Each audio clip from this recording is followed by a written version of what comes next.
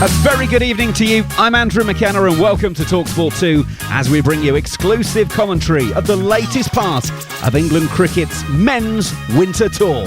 No, wait, it's okay. It's not the Ashes anymore. Owen Morgan has brought his team to the Caribbean to continue the build-up to the T20 World Cup in Australia later this year. So it's 5 T20 games against the West Indies in Barbados with a completely new set of players and coaches.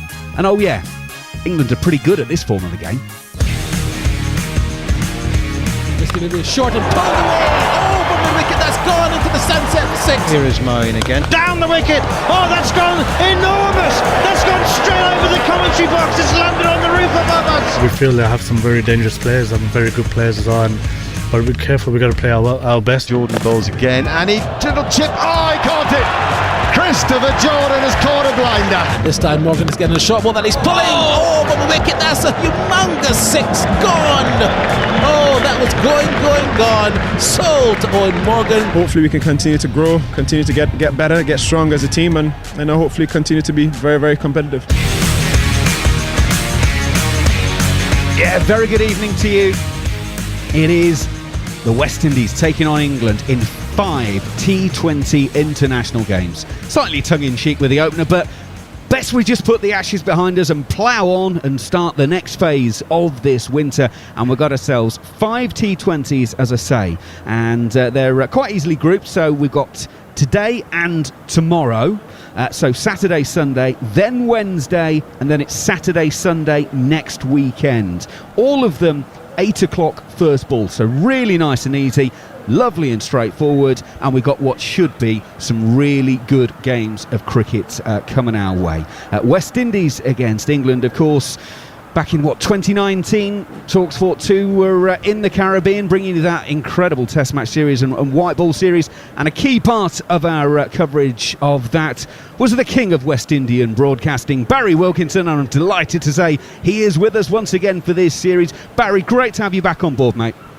Oh, it's fantastic to be with you guys, and what more could you ask for? A crowd at Kensington Oval. We have not seen one since England was here in 2019, because look, because of COVID, there was no cricket in 2020. While the Australians came last year to play in the series, it was behind closed doors, so you can literally say that we're just going to continue from where we left off in 2019 with the crowd.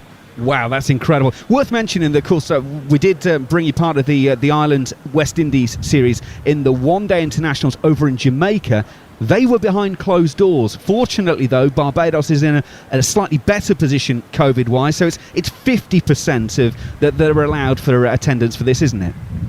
Yeah, and it looks to me like it's about 40% of Brit fans as well. It feels like if I'm at Kennington Oval and not Kensington Oval, because I look out and I see all the Barmy Army signs, I see all the cricket clubs who've got all of their flags. Kensington looks a peach. Doesn't look like Kensington really. Haven't seen many local spectators, but then again, they might just be a bit cautious because of the Omicron variant has been running rampant in Barbados, and I think they might want to perhaps listen to it on the radio or watch it on telly if they get the opportunity. But we haven't seen a lot of local fans yet, but lots of Brits are here for sure. Can I just ask you, what was the reaction from a West Indian public to the Ireland series? Anyone who wasn't aware, supposed to be 3 one-day internationals and a T20, but ahead of the second one-day there was a COVID issue once again within the Ireland camp, so they had to move things around, so it ended up just being the 3 one-day internationals with the T20 getting cancelled. West Indies won the first, but then Ireland won the next 2. What's been the general perception of that series within the Caribbean, and what do people think of where West Indies aren't going into this series? Great disappointment, because you would have expected the West Indies to beat Ireland in a 50-over series. Ireland just got beaten by the USA, and they came here with a team that was COVID depleted because their main players were the ones who had COVID. West Indies missed a couple. Evan Lewis, I think, and Fabian Allen were not able to play. So you would have expected the West Indies to have done much better, but they didn't. Their batting was extremely disappointing, and it was a good thing that there was no crowd there because they might have been booed. The way that they played was exceptionally disappointing, and coming off of the World Cup, which might have been, yes, a different kind of format in T20, but you expect that their white ball cricket was going to be better than their Test cricket after being beaten by Sri Lanka, and then they were dominated by Pakistan in Pakistan. So, Ireland, just what you need, a game against Ireland to get your confidence in your whole G back, and that did not happen. So, fans have been kind of jaded. They've been disappointed with the way the West Indies have played. And then you play now against England. You remember that they just bowled us out for 55 in the World Cup. So there's not much hope. I think people are saying England number 1, West Indies number 10. There's a lot of social distancing in between that ranking. And you just look at the teams and think, if England come and play true to form, there's just not much of a chance for the West Indies. They're hoping to change that factor and change that mindset in the fans, but they've got so much work to do, it is not funny. We're 25 minutes away from knowing the teams and the toss. We'll bring that to you, of course. First ball, 55, 54 minutes away. We're going to talk a lot about the England squad in a moment. But Barry, let's look at this West Indian squad. And at the moment, it's an interesting one because there are a lot of young and up-and-coming players mixed in with a lot of senior hands at the moment. Kieran Pollard is captain. Nicholas Pooran, the vice-captain. Pooran, for me, had a really disappointing one-day series against Ireland. He never got into it whatsoever. Darren Bravo's been brought back into this squad along with Fabian Allen. They didn't feature in the Ireland games. Roston Chase is still there. We know him, of course. Sheldon Cottrell, know all about him. Dominic Drakes, who is the son of Vasbert Drakes. I'm sure people in the UK will have been aware from his time in county cricket. Jason Holder's still around, as is Shai Hope. Akil Hussain, involved in the Ireland series. Brandon King is back in, not involved in the Ireland series. Kyle Mayers, same situation. Rodman Powell, Romario Shepherd, of course, played in the Ireland series, as did the brilliant Odin Smith. I think he is now probably everyone's new favourite player, the way he goes about it, and I'm sure we'll be hearing Jared Kimber shouting "Fishhead" quite a few times during the course of this series. That is Odin Smith's nickname. Hayden Walsh Jr. makes up the squad, with Jaden Seals, Devon Thomas and Alzari Joseph as the COVID reserves as and when. So in terms of the West Indian squad then, Barry, look, we're all looking, I guess, towards Australia and the T20 World Cup. Does this look like the basis of a group that the West Indies are going to be taking on and going forward with? Most definitely, and I was disappointed that this was not the actual group that went to the World Cup in October, because I always felt that if you had these guys together playing collectively more often, you would have had a much better cricket for 2022, especially leading up to the Cricket World Cup.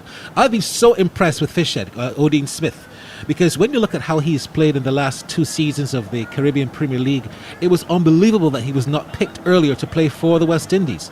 Now he's shown his worth, he's shown his ability. Yes, he has to do it now against teams that are rated higher than Ireland and higher than the West Indies, but at least he's got some ground in. And so to Romario Shepherd. I've just got a bit of a clue as to who's going to be playing based on the some of the fast bowlers doing their markup already and painting where they're going to be running from. He's obviously going to be one. I don't think Sheldon Cottrell is going to play today, and I don't think Brandon King or Kyle Mears will also play, or Rodman Powell. So that gives you a clue as to what the 11 will be. But the West Indies' batting has been their biggest problem. They have not been able to post totals in T20 above 150 consistently. And the par score in any T20 game is at least now 175. They haven't been able to do that. So you look at Odin Smith, you look at Romario Shepherd, they have actually made scores look good for the West Indies because they've got runs in the deep, batting at number 7 and number 8. But 1, 2, 3, 4, 5, 6 have not done their job. You talk about Nicholas Pooran, he had the worst 2020-2021 season in IPL. I'm not even sure if he'll get a look in for IPL in 2022. He was really bad. Had a good series against Australia. It wasn't that bad. He was actually promoted to captain because Kieran Pollard had an injury. But, generally, you look at his form, it has been very inconsistent, and there's so much that's depending upon him to come good for the West Indies. So he has a lot to prove. He would want to start his T20 2022 in a much more consistent fashion. I am really a hot favourite of Dominic Drake's, like you said, Vaspert's son, because he's been the most consistent regional T20 player for St Kitts and Nevis Patriots in the last 3 to 4 seasons, and he's belatedly been invited to play for the West Indies. If you look at those three, Shepherd, Drakes and Smith, that's the young nucleus. But the players with the big reputation have got to start showing it more for the West Indies. Kieran Pollard, for all the great T20 player he is, averages 25 for the West Indies. Now that's not what a captain, that's a batsman, should be averaging, or his consistency should be showing.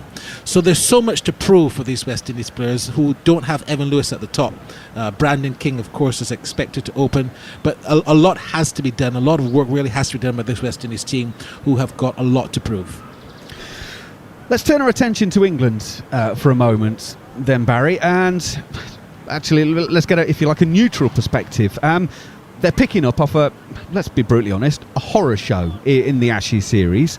However, new group of players, new coaches, and therefore feels like a bit of a new start for them, a chance to, I mean, we've heard this phrase used an awful lot in the media in recent weeks in the UK, and that is press a reset button, and England certainly need to be doing that to just put some smiles back on people's faces. What have you made of the last few weeks from an English point of view?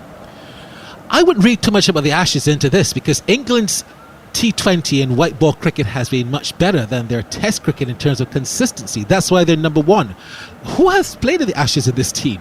No one. I think Sam Billings is coming across after travelling all across the world to get here. But forget the Ashes.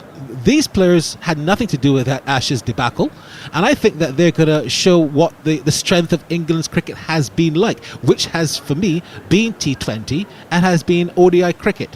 I wouldn't worry too much. I don't think these players are thinking about what happened in the Ashes against Australia. I think this is a different set of guys. They've got a more positive outlook. They're confident. They just blew the West Indies away for 55. They got to the semi-finals of the T20 World Cup. The Ashes, to me, is just a memory for these guys if they're thinking about it at all. For anyone who's not aware, we keep talking about it's a different coaching setup. It's Paul Collingwood who's heading up the coaches for this. His assistant is Marcus Trescothick. He's then got Anthony McGrath there as batting coach. Alan Richardson is the pace bowling coach. Fielding and wicket keeping is being done by Paul Tweddle, and there isn't a spin coach on this, which I certainly saw Graham Swan on social media during the week. Wasn't happy when that was announced, saying, well, why is spin the only department of the game that doesn't need a coach? So we've just said it's a great opportunity for some of the players to get themselves an opportunity, and Owen Morgan has been telling TalkSport exactly the same thing as the captain looks ahead to this series. It's unbelievably exciting. As a white ball group, we've gone on tours and played in series at home where we haven't had our full strength side available. That's been a constant theme for a number of years now. Obviously, test matches take priority and always do. So going through the exercise of giving younger guys opportunity is a really exciting time for us, because when we've tried it in the past, and given the unbelievable skill level that guys have coming through county cricket into the 100, playing in franchise tournaments around the world, they're now coming into our team ready to play international cricket. So I'm excited about seeing some of the new players who have come into the squad potentially get opportunities over the course of the 5 games, and hopefully winning a series as well. Owen Morgan speaking with TalkSports earlier on in the week, and the squad that he's got, that is so exciting for him. Moeen Ali, Tom Banton, Sam Billings, Liam Dawson, George Garton, Chris Jordan, Liam Livingston, Saqib Mahmood, Tamar Mills, David Payne, Adil Rashid, Jason Roy, Phil Salt, Reece Topley, James Vince, and Harry Brook, of course, who was brought in as cover for Sam Billings. We're 15 minutes or so away from knowing the teams. The toss will take place at 7:30 UK time. First ball at 8 o'clock, so plenty more time for us to build up.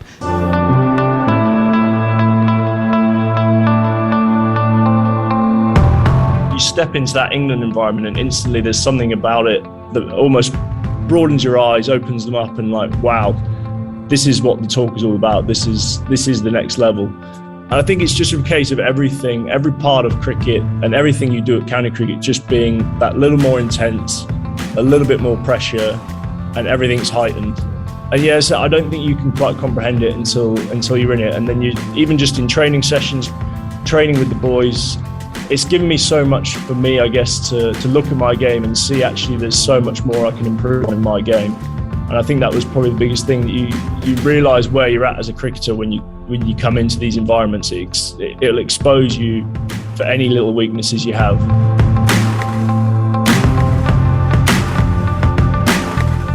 David Payne speaking with Steve Harmison and Neil Manthorpe earlier in the week on TalkSport duty. He could well be involved in this one today. We're still awaiting the news of the teams.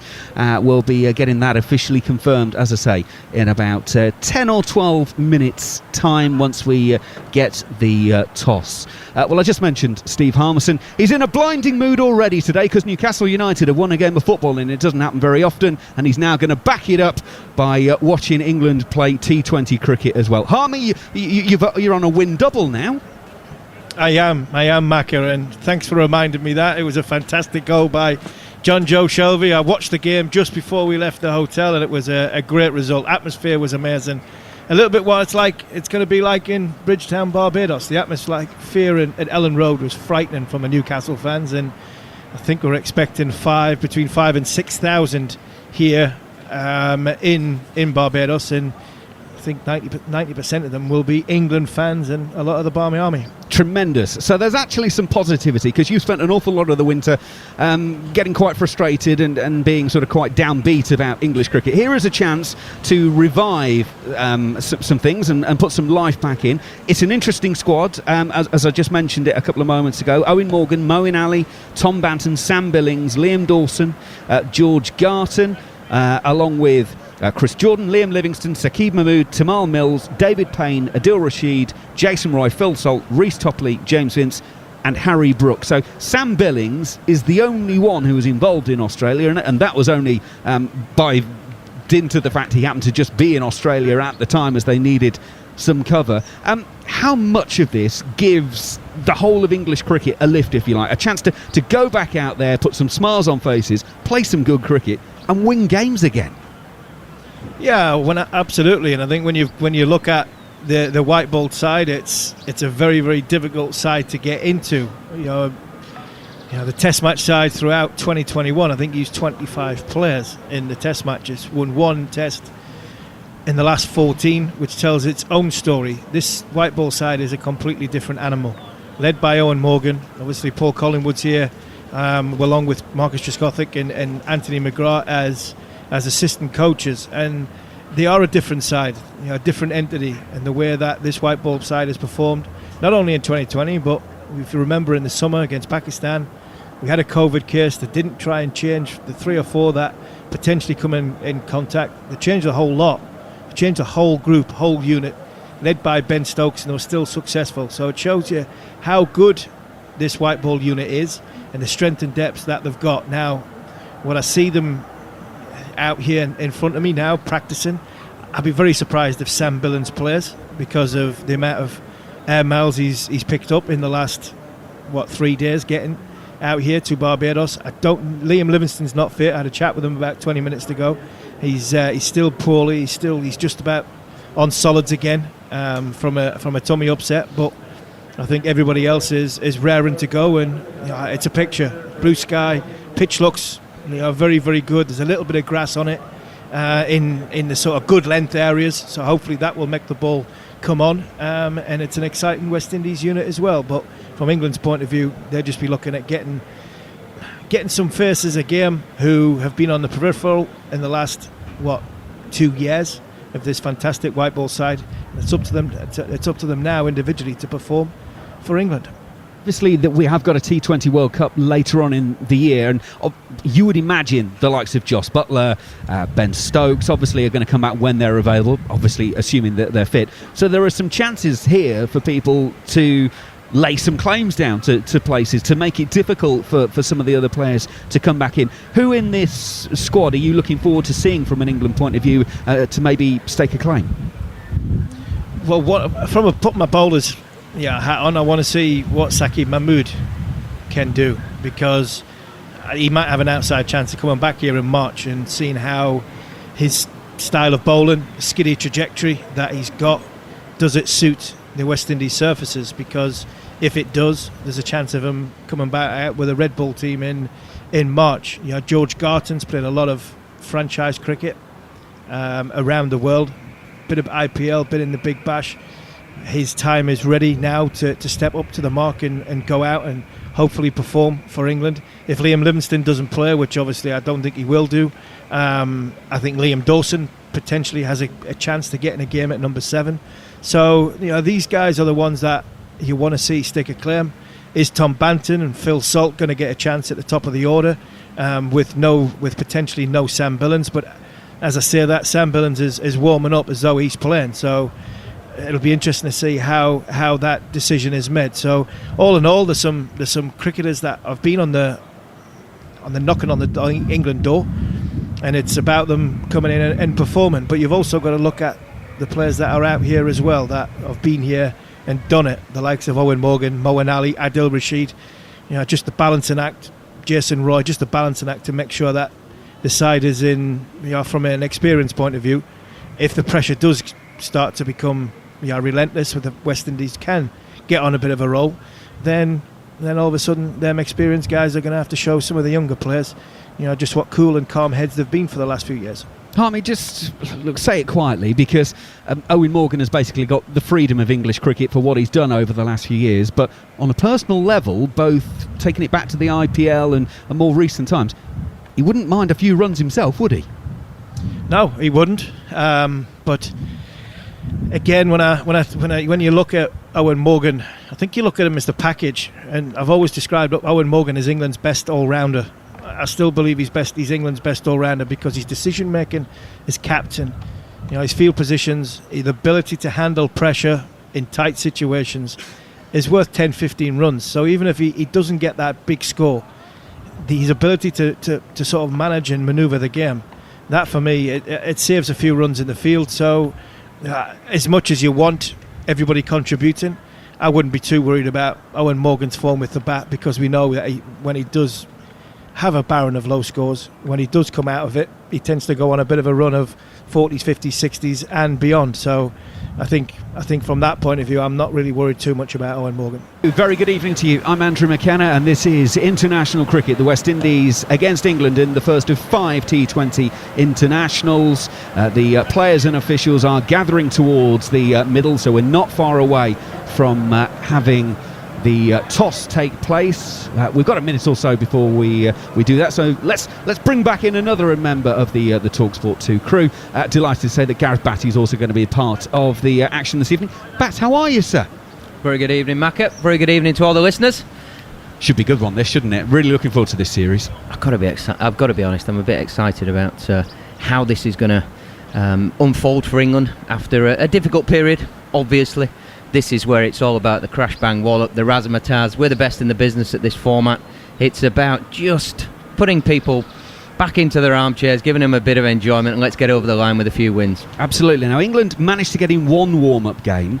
They played the Barbados Presidents 11 the other day. England posted 231 for 4 batting first.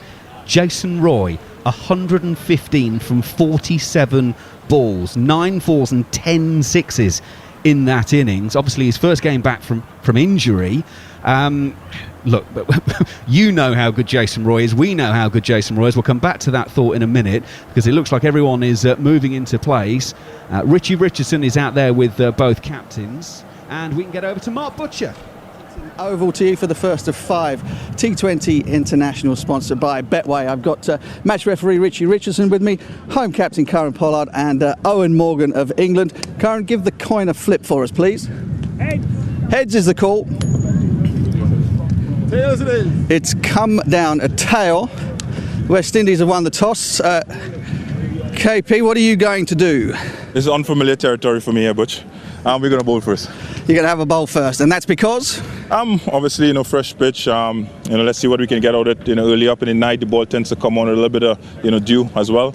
So let's see what happens. Last time you ran into this England mob, it wasn't a pretty sight for you. Bowled out for 55 in that World Cup. And since then, things have changed a little bit for you.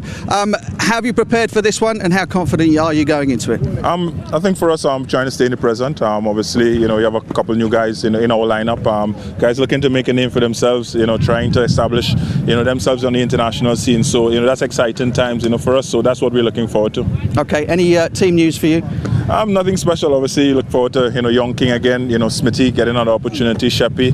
So let's see what these guys have to offer, and hopefully so a couple of senior guys can help along and see if we can change the fortunes. Okay, good luck to you. Thanks for speaking with us.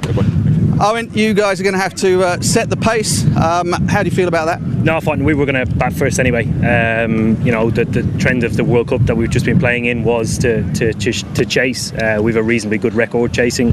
We're not that bad at setting either, but it's an area of improvement still, just to become more comfortable with it and then defend later on. So it doesn't really bother us. You must be very excited. The previous cycle was only just finished and it didn't quite finish up the way that you wanted, but you've got another World Cup in 9 months' time and a group of young players to work with. That must excite you. It is. It's very exciting, and considering the strong group of talented players we have on offer, when our strongest team is around is great, but I think the guys underneath are pushing them as much as they can. I think throughout the series we'll see majority of our squad get opportunities, which would be fantastic because we're seeing very promising things not only at home in the 100 but certainly in the training camp here so far. Okay, well, very good luck to you. England are going to be batting first. West Indies have won that toss and they will be having a bowl. Cheers, Butch. So there you go. You've got the news. If you didn't quite get the reference from Kieran Pollard, by the way, about unusual territory in winning the toss, all 3 one-day internationals against Ireland, he lost the toss. So that was the reference there. So the West Indies have won the toss and they will bowl. We will confirm the full 11s to you in just a moment, as soon as they've been handed out from the middle and related over. But as you might have just picked up there, actually, on the microphone out in the middle, it's a very breezy day in Barbados. Some high cloud. It's a glorious day, but there's a real strong breeze blowing around, from the commentary box, looking out at the pitch from the right across to the left towards the harbour. So it's a breeze that's going offshore, if you like. If you know the ground, then you'll know exactly what I'm talking about there. Right, Gareth Batty. England batting first is what they wanted anyway. So. They've got what they want, now they've got to go out and do it. It's of a fresh pitch. It certainly doesn't look like some of the pitches you can get in Barbados, where it's almost like glass and there's a sheen on it. There's definitely a dullness to it. It's not that sort of, for the property developers out there, it's not that brushed concrete sort of a feel to it. There will be a little bit of something for the bowlers. There won't be huge amounts, but there'll be something. But you'll have to be so careful at this ground defending that wind that you spoke about, Macca. You don't want to be getting hit with it. You need to get hit against it, give yourself a chance, because if somebody gets in here, and we've seen Chris Gale, the last series we managed to be out there, he was smacking them miles, and with that wind that you're talking about, hitting them towards those cruise ships, that if you're in as good a position as we were back then, 100 feet in the air, you can see the ball landing very close to them. Right, I can confirm the England team for you. Jason Roy, Tom Banton, James Vince, Moeen Ali, Owen Morgan, Sam Billings, Chris Jordan, Liam Dawson, Adil Rashid, Saqib Mahmood and Tamal Mills. Those are the 11 for England. Gareth, your initial reaction to that 11? Super exciting. There's some players in there. Mills, super pace. Mahmood, around the county game, he's talked about as being that sort of high speeds, late 80s, has a great ability to reverse swing the ball. So 2 youngsters there. We know a little bit about Mills. Up top, I like this fella Banton. He's had for a young man with the rap that he comes with, he's had a difficult sort of period. Wouldn't have scored the runs that he wanted in some franchise stuff, some county stuff, some 100 stuff, but make no mistake, he is a wonderful talent and he'll be licking his lips. I'm very pleased for Liam Dawson since England won that World Cup and he was in that squad. He's had injuries and not been around it, so it would be nice for him to get an opportunity to get out there. But, England are missing some star quality names, but that's still a very, very strong team. Interesting that Sam Billings is playing. The word was he might not, because obviously, as we mentioned at the top of the show, he is the only member of this squad who has come from Australia, and I'm sure you've heard the story now, but it was a Hobart to Sydney, Sydney to Los Angeles, Los Angeles to Miami, Miami to Barbados. Now, I hope he won't mind me telling you this story, but a couple of years ago when we did that last series, our very own John Norman did a very similar journey, but starting off from Auckland, not from Australia, and it basically broke him. I hope I'm not telling tales out of school and he won't mind, but he had about 3 days worth of jet lag. It was absolutely horrendous for him. So Sam Billings has basically had 3 flights. What's that, about, I don't know how many thousand kilometres. The word was he probably wasn't going to play because this was a really big ask for him. So, look, we've all travelled, we've all had jet lag. Is it too big an ask? He didn't play in that warm-up game. I think we know that Sam Billings has spent a lot of time in the background in this group. He doesn't always get a game. He's always the guy with a smile on his face. Obviously, wasn't involved in these conversations, but the rumours are that he had a bit of a chat with Gilo and said, look, if I'm staying out here, I don't want it to affect my opportunities in the white ball team. I've waited, I've done my apprenticeship, I've served drinks all around the world for this great team, and this could be my moment. I don't want to miss it. So if you're asking me if any of those issues with the flights will be a problem, he won't be thinking that right now. He just wants an opportunity to stake a claim. He wants to get in there, he wants to play, he wants to represent his country, and he'll just give it a red hot go. That's the one thing we do know about Sam Billings. Well, look, we knew he was happy enough to drive, was it 9 hours from Brisbane down to be able to be involved in the Test match. So he's a man that will put his back to the wheel for England and make himself available. Can confirm the West Indian team for you now as well. Shai Hope and Brandon King at the top of the order. Nicholas Pooran, Darren Bravo, Kieran Pollard, Jason Holder, Fabian Allen, Romario Shepherd, Odean Smith, Akil Hussain, and Sheldon Cottrell does play.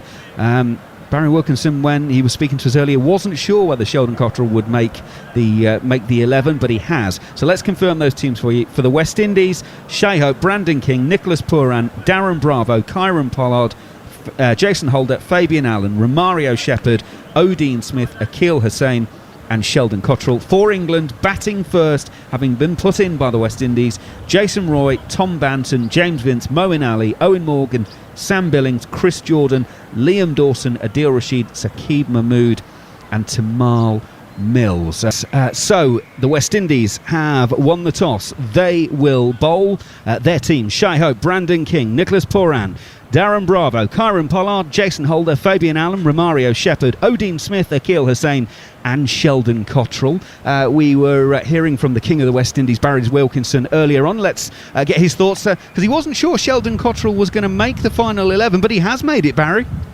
Yeah, quite surprising, because I didn't see him mark out earlier. I saw Odean Smith, I saw Jason Holder, and as a matter of fact, Sheldon is only now marking his run. He didn't do it prior. Just wondering if that might have been a late decision. But nevertheless, he'll be happy to get into the final 11 and play.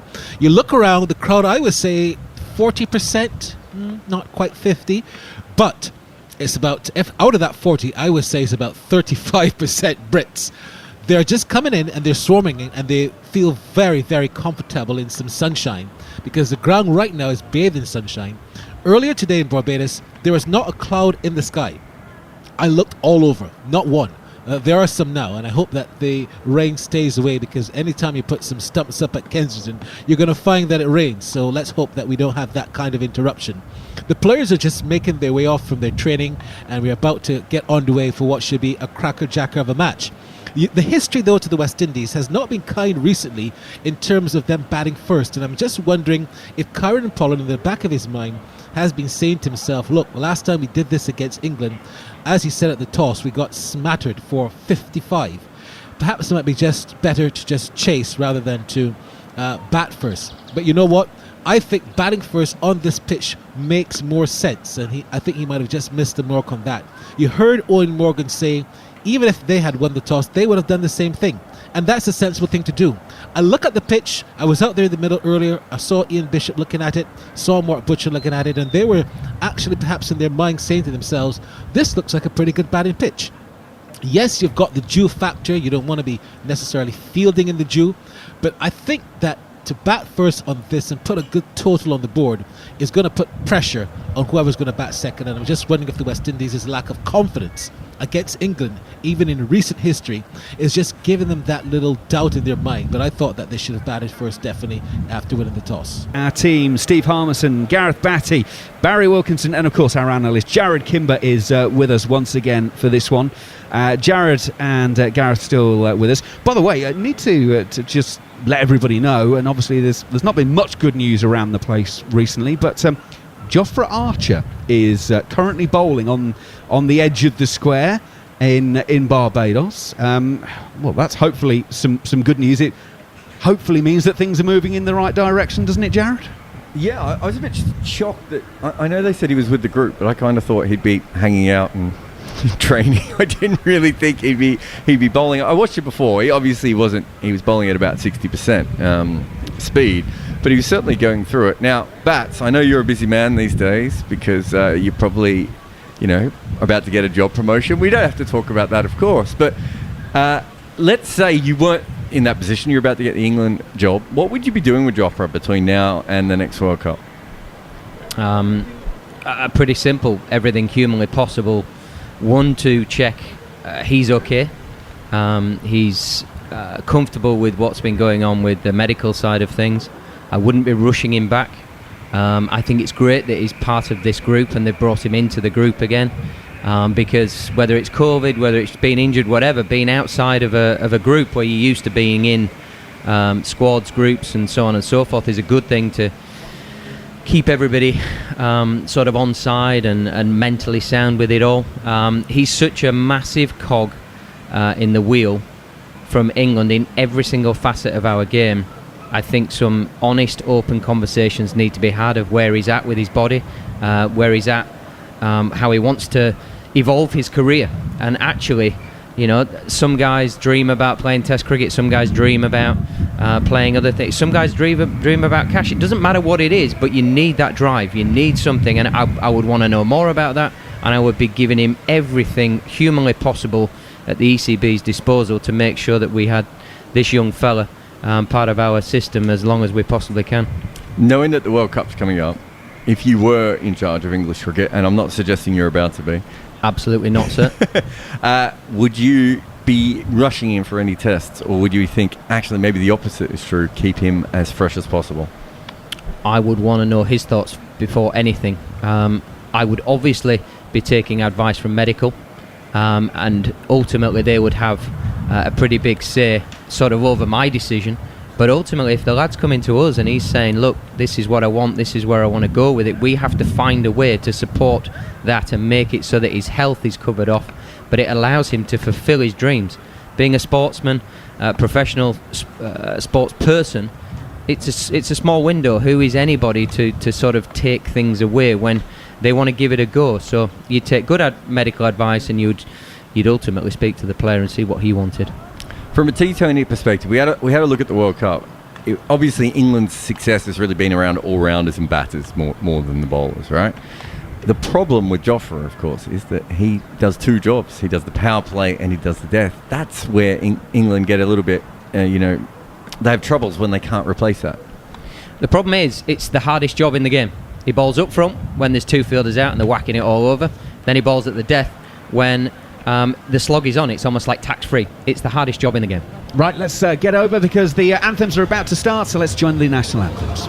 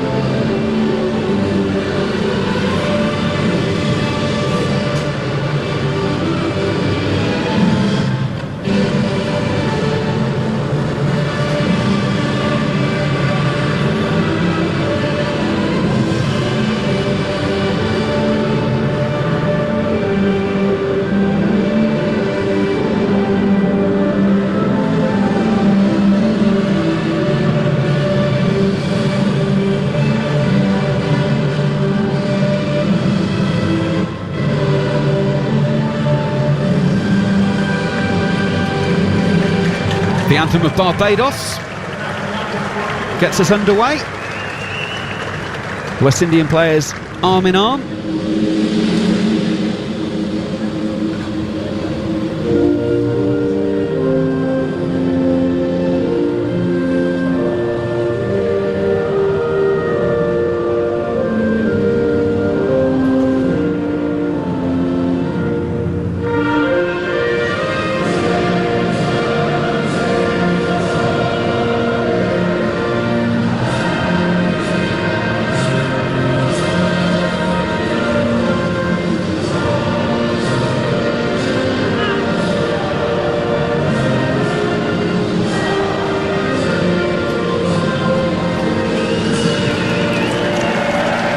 God Save the Queen belted out by the England team, and the majority of the people in Kensington Oval, because the majority of people are English. Now it's the national anthem of the West Indies.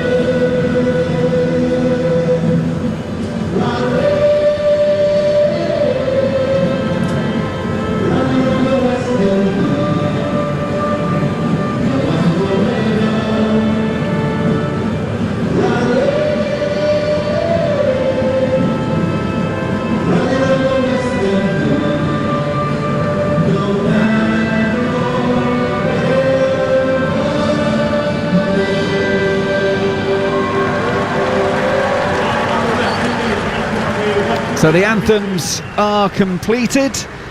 Worth pointing out that the West Indies appear to have the same issue as they had during the one-day international series against Ireland, that they appear to have a bit of a kit issue in the fact that there's 2 or 3 players appear to be standing up with the lineup with coloured tape on their shirts covering up an old sponsor. Unfortunately for the current West Indies board, that tape isn't doing a particularly good job, because I can tell you that still said Sandals.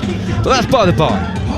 So, Kieran Pollard is going to get his team into a huddle for final words. If you are just joining us this Saturday evening, got in from your football, wherever else you've been today, the West Indies have won the toss. They have put England into bat. The England batting lineup is Jason Roy, Tom Banton, James Vince, Moeen Ali, Owen Morgan, Sam Billings does play after his epic journey, Chris Jordan, Liam Dawson, Adil Rashid, Saqib Mahmood and Tamal Mills. The West Indian 11 is Shai Hope, Brandon King, Nicholas Pooran, Darren Bravo, Kieran Pollard, Jason Holder, Fabian Allen, Romario Shepherd, Odean Smith, Akil Hussain and Sheldon Cottrell. And I should mention it's Nicholas Pooran's 50th T20 international for the West Indies today. The umpires for today are Joel Wilson and Gregory Brathwaite.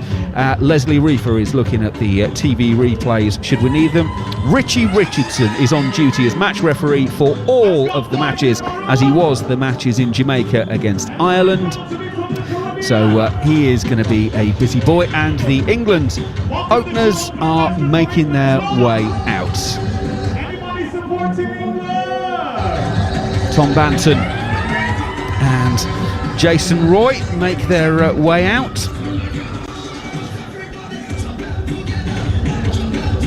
The England players, by the way, are just on the boundary edge, as there's going to be an anti-racism moment before the first ball of the match. Jason Roy is just taking guard first.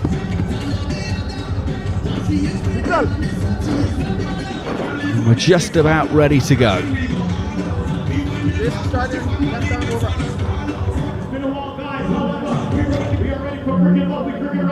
We are actually a little bit early, would you believe it? Doesn't happen often in international sports. But the players are now lined up. The PA system is muted, and the entire staff and players all take a knee. The West Indian players also raise their fist.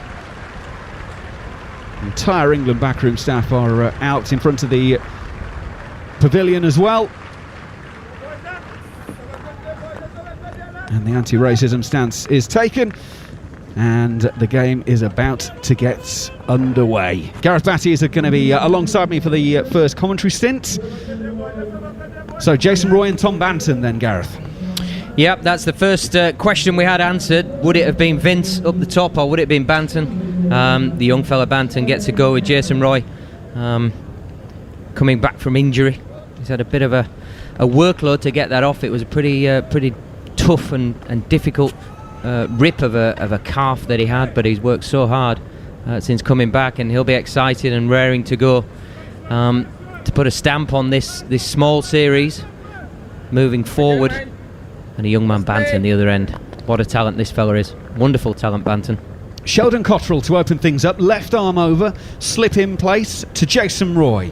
In he comes then. It is curving back in towards Jason Roy, pushes out into the offside, and there is no run. Little bit of swing there from Cottrell, just I think I would say more drifting rather than swinging, but certainly early on for Jason, he likes to get at the bowlers. Sometimes with that left foot he can just cross over his body a bit and let his head just fall over. Not that time, kept his left leg nicely out of the way, which will negate that in swing. Well, anything that is going to come back into the right-hander has got the breeze to assist it. And he comes once again, coming towards the commentary box end, and takes Jason Roy on the pad, trying to flick to the leg side. And there is no run. Jared Kimber.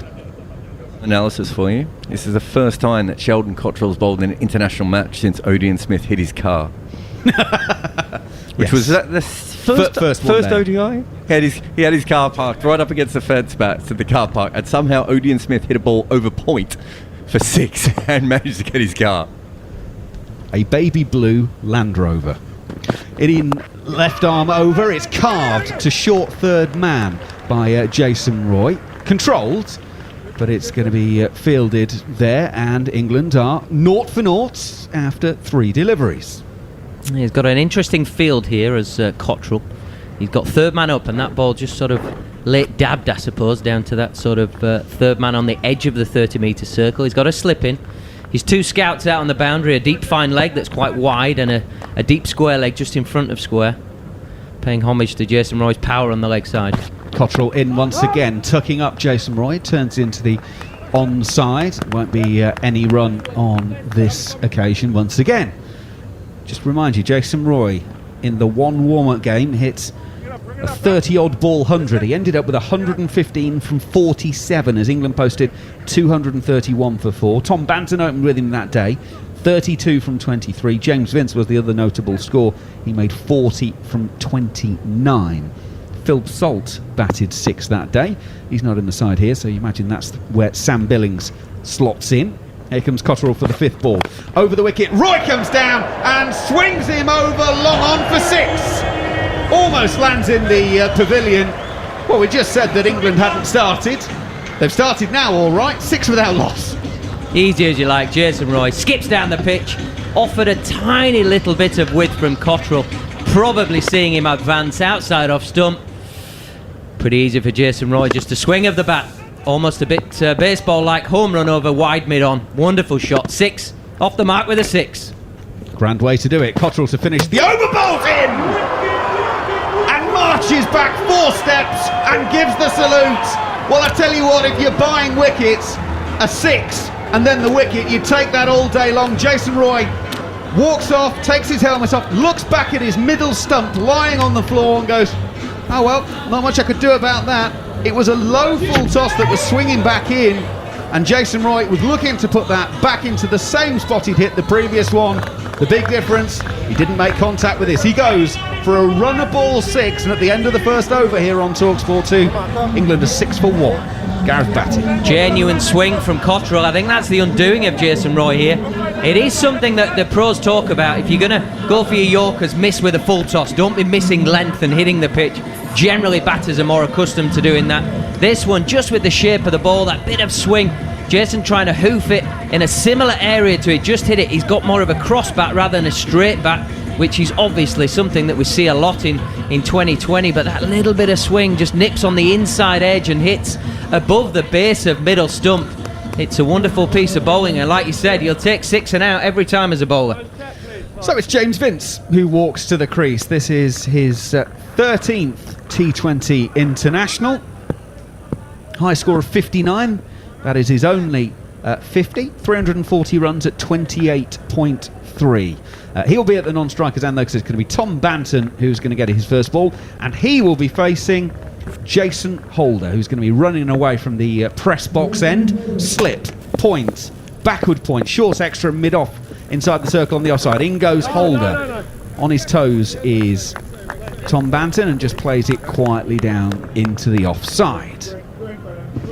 Yeah, there's definitely still a little bit of swing. There was just a hint there from Jason Holder, just holding Tom Banton on his right edge of the bat. Couldn't take any liberties with that ball. Obviously tall man Holder, 6 foot plenty. What is he, about 6'6", something like that? Yeah, he's a huge man. Hits the pitch hard.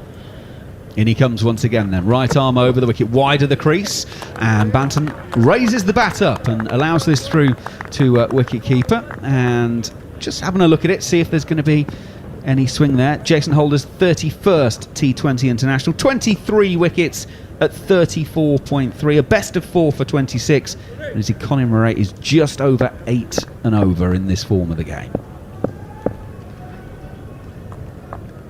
Banton waits, bat raised as Holder turns, and he's on his way. Straighter ball outside half of Tom Banton's bat and pushes it to a wide gully, and there is no run. More a traditional field, I would suggest, from Holder. He's got the third man back down there. His natural attribute of being tall and be able to find the outside edge, thinking he can bowl that back of a length, can be sometimes his undoing. So because of that, he's got his deep square leg out, making sure that Banton can't just push forward and sort of pull a waist-high stroke back of a length ball into that vacant leg side area. He's got the man out there at deep square. I tell a lie, he's moved him out to deep point. Yeah, so third man is now up as Jason Holder makes his way in for the fourth ball of the second over. In goes Holder. Banton comes down the pitch and hits him back over the bowler's head on the mid-on side of straight. All in control. That wasn't a thrash. Banton kept coming, came to meet it and took it not on the half volley, but it's a clean, crisp shot, and it goes away, and he's underway with a boundary 4. Yep, shimmy down the pitch again. We already saw Jason Roy do it in the previous over. This time it's Tom Banton. Nice little chassis down the pitch, and then just a check drive. Not the big full flurry of the bat. Up and over. Beautiful shot. Holder in. Banton edges! Taken at slip. Pooran takes the catch. And England lose their second. Well, it seems to be boundary and out at the moment from an England point of view, because that's both openers who've gone, having found the boundary rope. Banton goes for 4 from 5 deliveries. England are 10 for 2. Yeah, a brave piece of bowling this from Holder. After Banton had advanced down, you generally say he's going to pull his length back and try and hold him on the crease. No, not Jason Holder. He bowls that ball fuller. Lovely bit of shape. It swung from about 4th off stump, just around the off stump area. Banton just fencing at the ball like you would see maybe in Test cricket. Nicked to first slip. Fine piece of catching from first slip. It was low down to the left hand side, but grabbed very nicely and very happy. I think it was it Pooran in there that caught that? I'm not entirely sure. I think it was low and he was dying on him, so it was a good piece of fielding. Good catch. Moeen Ali at the wicket for England. Inside 2 overs. 11 balls have gone down. 10 for 2. England put into bat by the West Indies. He's just taking guard, as you can hear. Well, England under pressure early on. That's the good thing you can say, is if you're going to lose them early. At least you've got time to have a little rebuild should you need it. Jason Holder 1 for 4. Coming in to finish the second over of the innings. In he goes to Moeen Ali. Oh, it's a wide ball, chipped up, caught a point! Moeen Ali was floated up towards him. He's gone with the hand. Bottom hand comes through, and Fabian Allen takes the catch at backward point. Moeen Ali goes first ball, and England are 10 for 3 after 2 overs, and Jason Holder has now taken 2 for 4. 2020 cricket just turns the game on its head. This is a ball generally you'd be saying any bowling coach, Jarrod, would be sat there with his analyst head on saying, what is he doing here? He's gone wide full. It's a 5th, 6th off stump.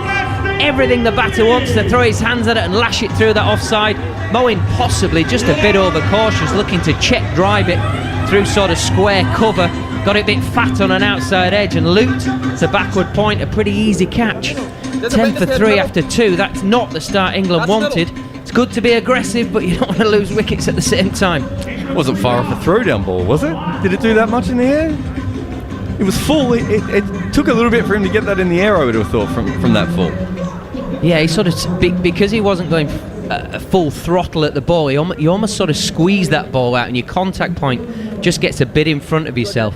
There's a saying sort of, you can slow your swing down, but to speed it up, it was almost done by the fact it was that bit fuller, and he didn't have a big swing of the bat because he was trying to be a little bit more cautious. So it's risk reward, isn't it? It's very difficult.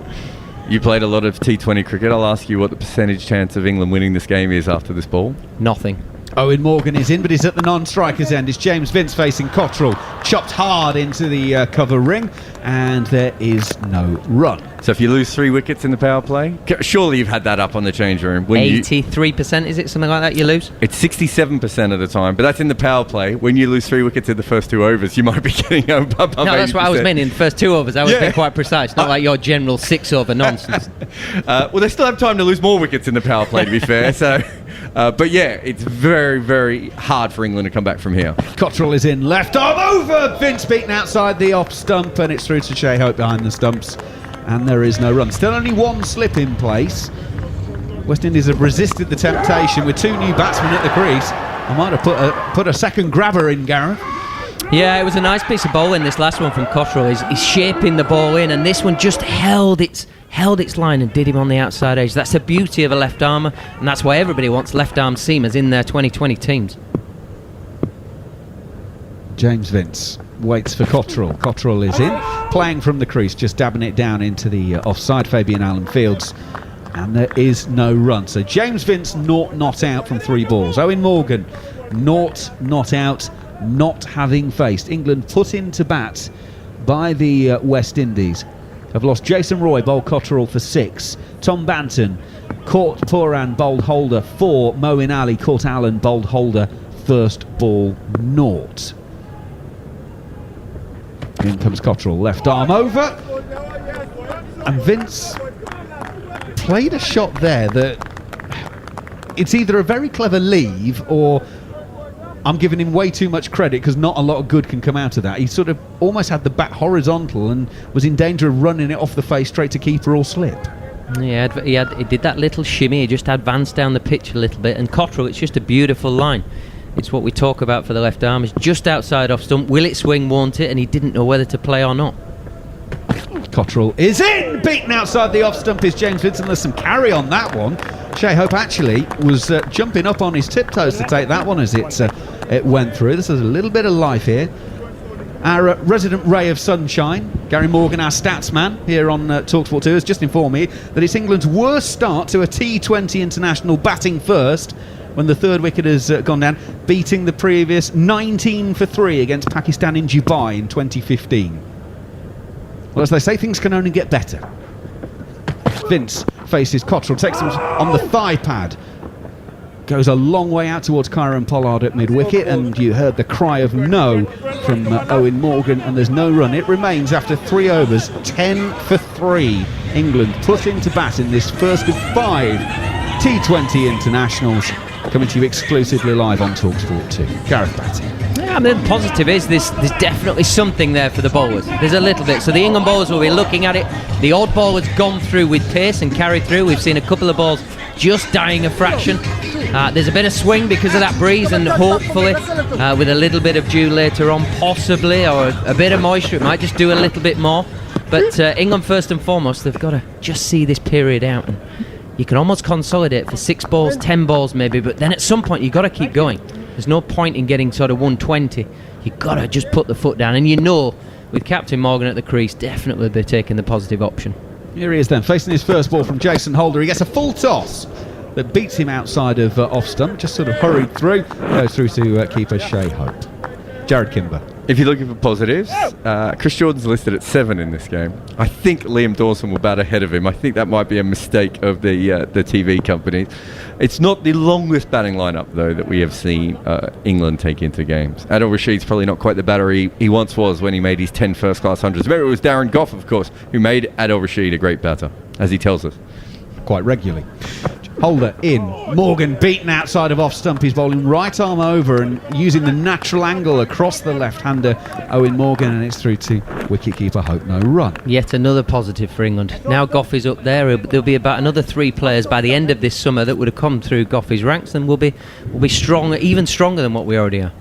But yeah, Adil Rashid, so Goughy got him to bat at 5 or 6 and he made a lot of runs. I don't think he's in that kind of batting form, so it's a little bit more shallow batting lineup than England usually takes into a T20. Owen Morgan comes down the pitch to Jason Holder, swings hard, West Indies think he's empty, he's given! Joel Wilson raises the finger, Owen Morgan has reviewed it straight away. Now there was a lot of moving parts there, he shakes his head as he goes to meet James Vince, does Owen Morgan. There could have easily been a noise as he was moving down the pitch, coming to meet that, but the West Indies went up straight away. Look, it doesn't matter whether Owen Morgan thinks he has or not, he's got to review it, because if England go 10 for 4 here, then it's almost good night nurse. Now we're seeing a replay. Owen Morgan's missed that by quite a long way. On my first look there, Gareth Batty, what are you thinking? I think he's almost been done for pace. The replay was sure, but it looks to me like there's a lot of daylight, and he almost got rushed by... Ready to go back on field to Joel. Joel, I'm going to have to ask you to overturn your decision to not out. You're on screen. You can signal now. So Leslie Arifa advises Joel Wilson to overturn it, and Gareth Batty's absolutely right. Owen Morgan was beaten for pace there, and the ball was past it as the bat was still coming down. Yeah, we've seen every single one of the England batters advance down the pitch, and Morgan did the same there, this little shimmy down. Possibly because tall bowlers, you can get underneath them, so if you just advance down the pitch, you're almost putting a bit more momentum into your shot. So all you've got to do is get it up and over when you've only got 2 fielders out. It looks like a plan from England at the minute. It hasn't worked, but it only needs 1 or 2 to get bopped over the top, and all of a sudden you're off and running. Fine leg is inside the circle, mid wicket, mid on. Inside the circle on the leg side. Holder comes into Owen Morgan and beats him again with a ball that again carries through. It's going through quite high past the outside part of the bat through to Shea Hope, and there's no run. It remains 10 for 3, Jared. 4 player misses in a row, I think, isn't it? I think the first one was a Yorker, so it might have gone under the bat, to be fair to him. But the other 3 have gone past the outside edge. He's averaged 18 in the last year in T20 cricket, so he's really been struggling. This is probably a good chance for him to get in early, though, knock the ball around and kick on later. But the pitch is doing something, clearly. Well, I'm not surprised the West Indies have put a second man into that sort of slip cord, and there's sort of a second and a fourth in place at the moment. Holder is in. Morgan outside of off stump. He's moved deliberately further because he knows it's being angled across him, and that one again has climbed and is not far away from the gloves as it goes through. Jason Holder is bowling hand grenades at the moment as far as Owen Morgan is concerned. 1 ball left of the 4th over. England 10 for 3. Yeah, this is bounced, doesn't it? It's big bounce. It's gone past Owen Morgan's left shoulder, squared him up. We know that Holder's a tall man, but it didn't feel that short into the surface. And he comes then to complete this over, and Owen Morgan's got beaten again. And you heard the groan from Owen Morgan then. He's a man who's frustrated. He's not enjoyed that particular over for many reasons. That is 4 gone of the England innings. England 10 for 3. Exclusively live here on TalkSport 2. Yeah, so he missed all 6 of those. Just having a look at the numbers here, his struggle has really been against seam bowling in the last year of T20 cricket. He's been averaging 16 against it and scoring at a strike rate of 114. So he has been smashing spinners as well, but probably partly he's really just struggling to get away from the seamers. He tried a couple of different methods in that over, didn't he? He just wasn't on top of his game. It's just difficult for the guys that just play this format. Sheldon Cottrell to start the next over. It's short. Vince has pulled it away and beats the man at fine leg. I've got to be honest and say, I don't think he probably should have beaten him, but because James Vince didn't really get the best part of the bat on that one, but England will take them any which way at the moment. James Vince gets off the mark with a boundary 4. He's got 4 from 7, and England are 14 for 3. Yeah, Cottrell missed his length by Probably a foot, 2 foot, and just with it being a little bit straight, the class of Vince comes through. Rock back, just a shift of weight, bang, gone. Cottrell is in, wide of off stump. Vince, oh, glorious.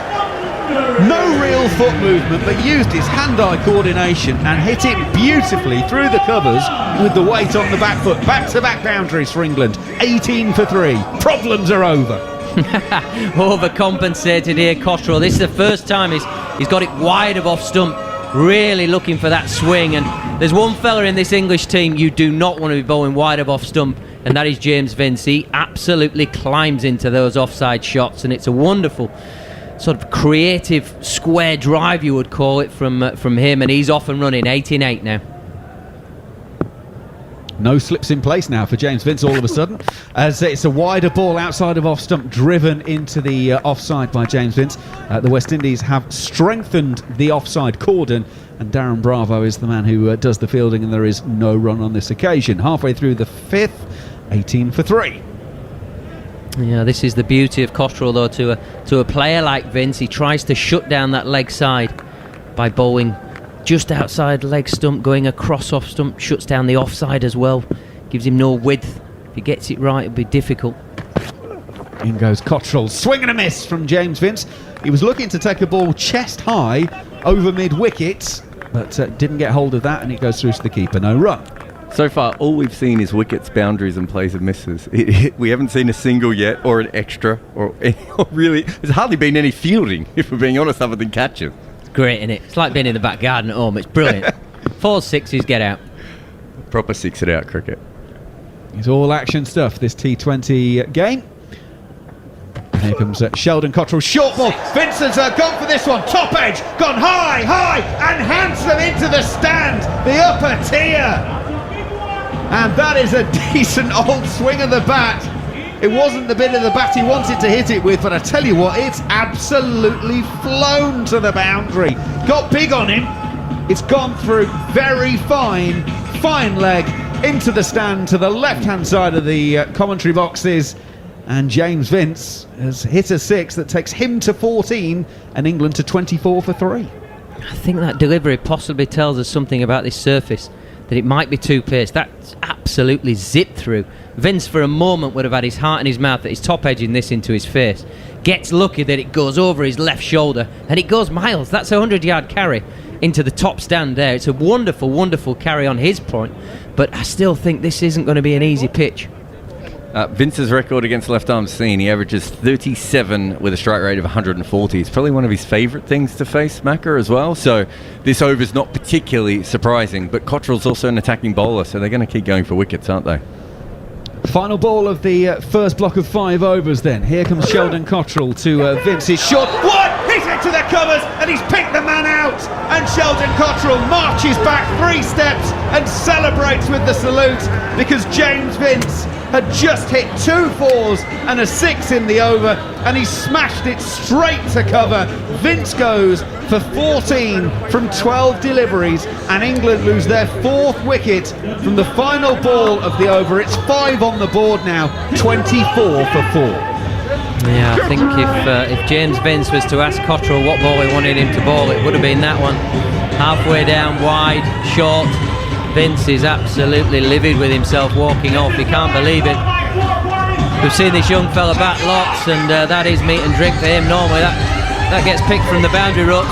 Unfortunate from him, but 24 for 4 from a West Indian point of view is your dream start. Wow, what a start for the West Indies. Well, do you know what? I've taken far too many wickets in my commentary stint, so I think it's high time that Barry Wilkinson took over the ball by ball. 24 for 4, and the English side must be wondering, look, who got bowled out for 55 the last time we met? Was it the West Indies or was it England? Here comes Holden now from the Malcolm Marshall end and bowls, and this delivery is outside the land, the off stump, dies on the way to the keeper. This has been a very weird kind of innings, because we've either seen a 4, a 6 or wicket. There has not been a single, there's not been a couple of runs. It's been a very West Indies type kind of approach that England are giving here. 4, 6 a wicket, and 24 for 4 is the kind of score that they were in against the when they played against each other in the World Cup. as Holder goes back to his mark now with just one slip. Third man at a backward point, covering him it off, comes in and bowls, and this delivery is just on the line of the off stump. Again, defensively played down to the backward point area, and there's still no run. Steve Harmison, this has been a very kind of kinetic kind of start for the West Indies and England in this series. It's been great, Barry. It's been fantastic to witness what's happened from the West Indies point of view. Sheldon Cottrell's got the ball to swing and bounce. Jason Holder is getting the ball to go away from the right-handers off stump. He's pushing it across, but making the ball bounce against Owen Morgan. Here comes Holder in again, passes umpire Joe Wilson and bowls, and this delivery is edged just to the left of a diving Allen that first slip. They're going to get one, and that's the first single of the match in the 6 over. 25 for 4, but that could have very well been 25 for 5. They should have had a second slip. They did have a second catcher for the end of the last Jason Holder over, but they've gone a little bit more reserved in the start of Jason Holder's third over. And if they had a second slip, Owen Morgan would have gone. Yeah, that would have been snapped up, I've got to tell you. Puran is quite wide at that first slip. So this is Billings' first ball.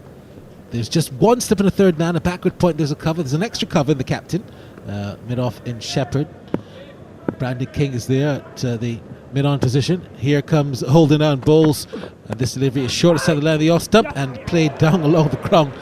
Should have been fielded by Puran, but then he's going to get a single. So Billings is off the mark. 26 of 4 in over number 6, but what a start for the West Indies, with a crowd, I would say, about 6,000 perhaps, but mainly Brits. About 4,000 of those are Brits, and they're here with all of their flags and all of their decking and giving great support, but England not really showing that in the middle. Looks like the West Indies are the ones who are, I wouldn't say run away with the game at the moment, but they're certainly on top.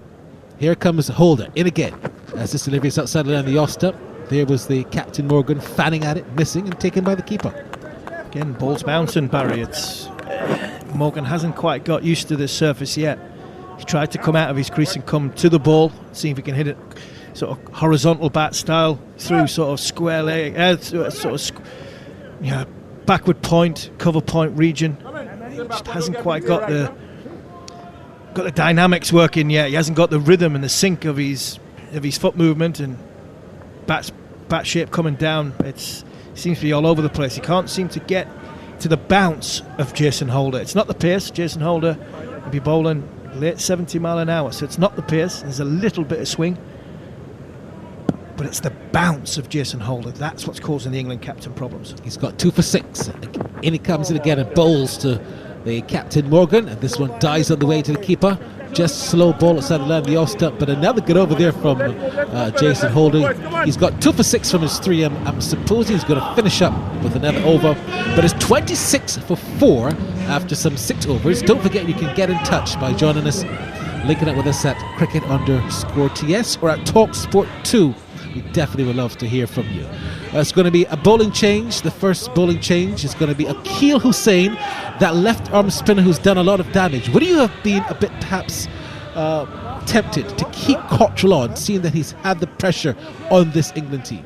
I would have definitely. I was just about to say that to you, Barry. I think I would have kept him on. I'd have bowled his 4 out. As he's not really a death bowler. I think you can have all bases covered. You get the England captain out here, or you get Sam Billings out here, and that can restrict England to a score of under 100. But while Billings and Morgan's still there, when Morgan had a walk down a pitch in that last over, talking to Jason Holder, who was looking at the surface. The surface must be just breaking up just that little bit. So I don't think the pitch is as good as what it looks from here in the commentary box. And I think that is playing tricks with the mind of the England captain. But yes, I agree with you. Sheldon Cottrell had it swinging. He had England under pressure. I think I'd have bowled him out. Left arm spin now of Akil Hussain. He comes in out and bowls, and this delivery is cut away down to backward point. Should be a couple of runs here for Billings. Actually, he's only going to get 1.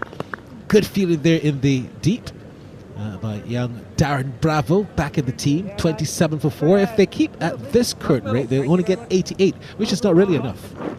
No, it's not enough.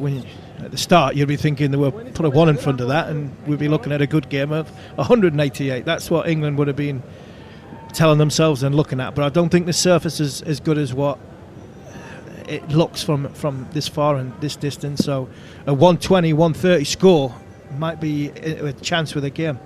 Here comes Hussein in and bowls to the captain, who's reverse sweeping. He's not going to get a run. The ball goes down to what would be a fine leg, a short fine leg, based on the fact that reverse sweep, or else it's the standard short third man. But no run there for Owen Morgan, who was on 1 from 12. Not a great strike rate for him. Long way to go. He's trying to obviously just get the England team back in favour, as Hussein comes in again and bowls to Morgan, and Morgan is on driving. Very well fielded there. The West Indies captain Kieran Pollard stopping the ball from even getting them a single. I think another thing, I would have kept Cottrell on. I would have gone to a seamer. Owen Morgan plays spin very, very well. Reverse sweep, and West Indies have got something over him here. They've got the pressure on him. I wouldn't release it by bowling spin at him. Hussein in again to Morgan, and Morgan this time is looking to turn this one down the leg side. It's a wide. There is the bails being taken off by the keeper, but no cause of concern. He was well within his crease, and they've picked up a sundry. 28 for 4. A little bit of turn there by Hussein, just going down leg side. I think it was always going down leg side. It just kept on going with the arm. But again, I'm not sure this is a good move by Kieran Pollard to the England captain. Here comes Hussein in again, passes the umpire Brathwaite and bowls to the captain, who's on driving a bit more conventional style to get a single, milking it down to the long on area for 1 to move the score to 29 for 4. But I think you're so correct. Owen Morgan milk spin, and Kieran Pollard should have just perhaps kept on with Sheldon Cottrell, who has a penchant for getting early wickets every time he bowls, and that's key against England. If you can knock England's top order over in 2020 cricket or in 50 over cricket, you've got a chance of staying in the game, especially if you get something like Jason Roy early. Here comes Hussein now to bowl to Billings, and Billings is on the front foot, plays this in a very test match kind of style, with his back close to his pad, and pushes the ball to cover where Pollard is fielding, and there's no run. Spare a thought for Sam Billings. He's been on every mode of transport, and he's done some air miles in the course of the last 10, 12 days. It's fantastic to see him playing. You want to make this count as he comes in again and bowls to Billings, and he's out-stumped. So that was tremendous bowling there from Akil Hussein. He saw Billings coming down the pitch. It was one that was pitched about middle stump, moved away, and Shea Hope had a year and a day to complete the stumping, and then he's done it. And England are wobbling on 29 for 5. I'm not sure he was stumped there, Barry. I think he was run out. He was that far down the crease. I think that could go down as a run out. He's come so far out of his crease, Sam Billings. He was on his roller skates very, very quickly. He's got nowhere near the pitch of the ball, and fantastic bowling by Hussein. Akil Hussein, he's just held it back, just gripped, and it's gone past the outside edge of the bat as Sam Billings was looking to run down a wicket and ease it, probably milk it into the leg side for 1. And he's completely missed it, and he didn't even turn round to come back. He took there was a glaring look at the England captain at the non-striker's end, and he kept on walking off. Owen Morgan must be thinking, what on earth is going on here? Full credit to Kieran Pollard, because when he did win the toss and he chose to field first, the first thing he said was, we're not quite sure what this pitch is going to do, let's have a look and see what it does. And I think he'll be happy with his decision. Be very much so happy with the decision. His bowlers have stood up, used the new ball well, bouncing ball, not strayed too far from off stump, make it very, very difficult for the England batsmen to get their hands through the line of the ball. And the balls bounce from both Cottrell and from Holder. Fantastic lines and lengths and discipline. But it's going to be Romario Shepherd, another change in the bowling, and he starts with the wide to the captain down the leg side, signalled there now by umpire Joe Wilson. 30 for 5, and you're not listening to the Ashes, but you are listening to England in white ball cricket in Bridgetown, Barbados. You are, and it is arguably same old. I think that's 7 test matches in 7 weeks I've done overnight, Barry, and there's been a lot of wickets fallen in each of them test matches, and 5 of them England games weren't pretty at all. Delivery again, that's wide and down the leg side. Well, this has taken the pressure off for the England side, and because look, you've had a great start. Holder, his 3 overs went for just 6 runs. Sheldon Cottrell's went for 12, and Shepherd comes on and starts with 2 wides. I don't mind this. I don't mind the two wides because West Indies are bowling to a plan. They're not looking to give England any room outside off stump. So the ball's swinging just past Owen Morgan's from down the leg side. They'll get a single now as the ball is just in the line of the middle stump and pushed out there to the cover area. Just 1 run.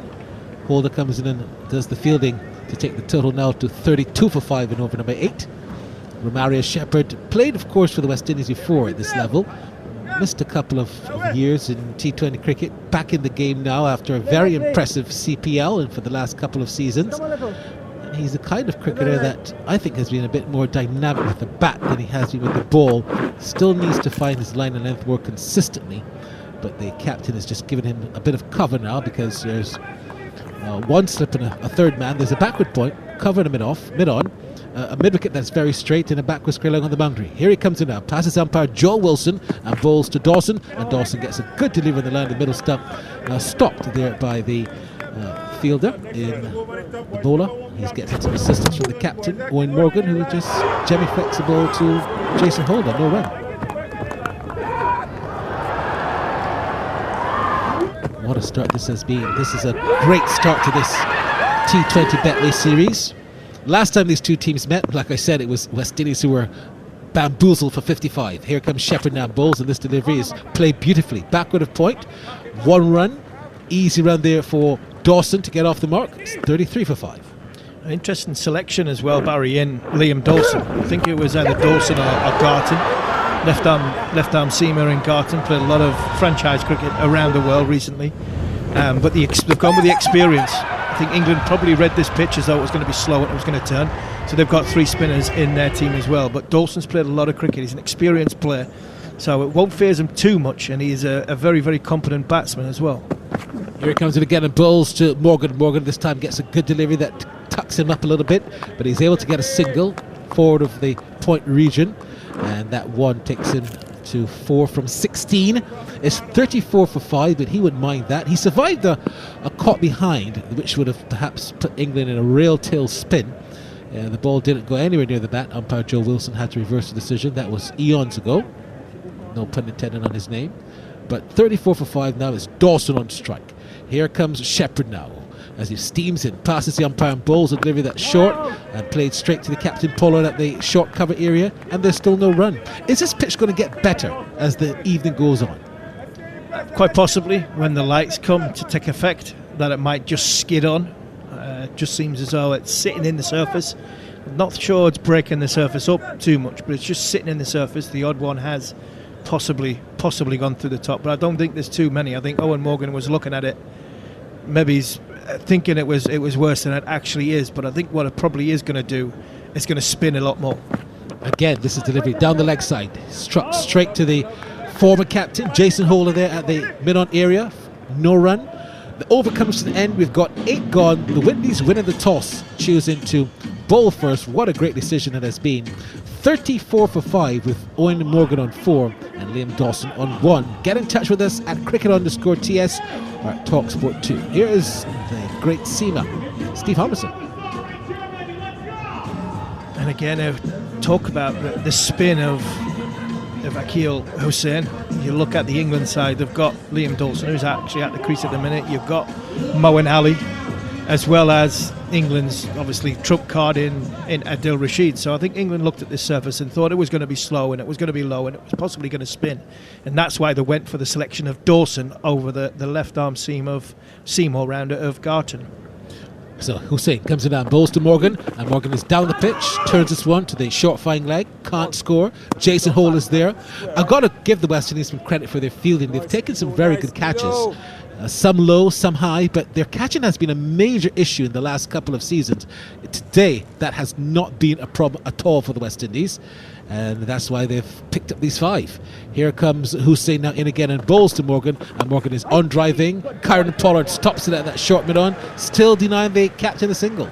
And I think when you look at what's happened in the World T20, Parry, and the criticism of having the old guard that was selected for that 15-man or 17-man squad.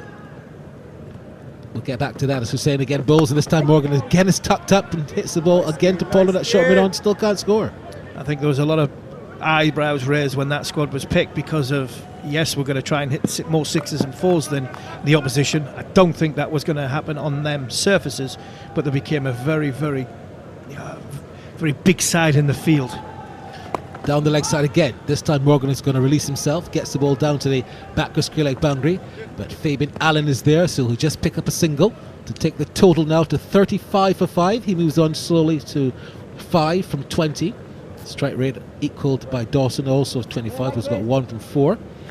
Dawson is, of course, one of these cricketers that has not played a lot T20 cricket for England. This is about his third or fourth game, so he's got to really make his mark and he's got to do it quickly. England without the Bairstows, without the Butlers, as Hussain over the wicket now and bowls to Dawson, and Dawson gets a short ball looking to cut it, misses, taken by the keeper. Bit of excitement there from Hope, the keeper.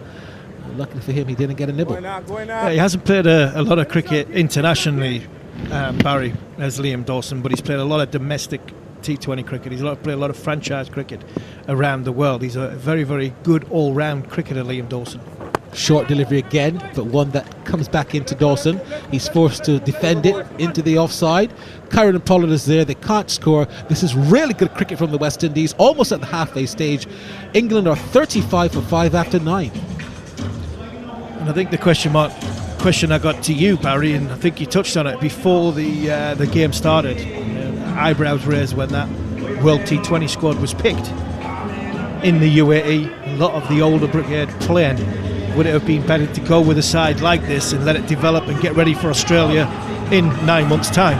Because what we're seeing here is a very dynamic West Indies. We're seeing a very athletic West Indies, and we're seeing a quite well-balanced side, a side who have got a little bit of everything. They've got a couple of all-rounders who are quite dynamic with bat and ball. They've got pace, and skill with the opening bowlers in Cottrell and Holder. A very, very good spinner.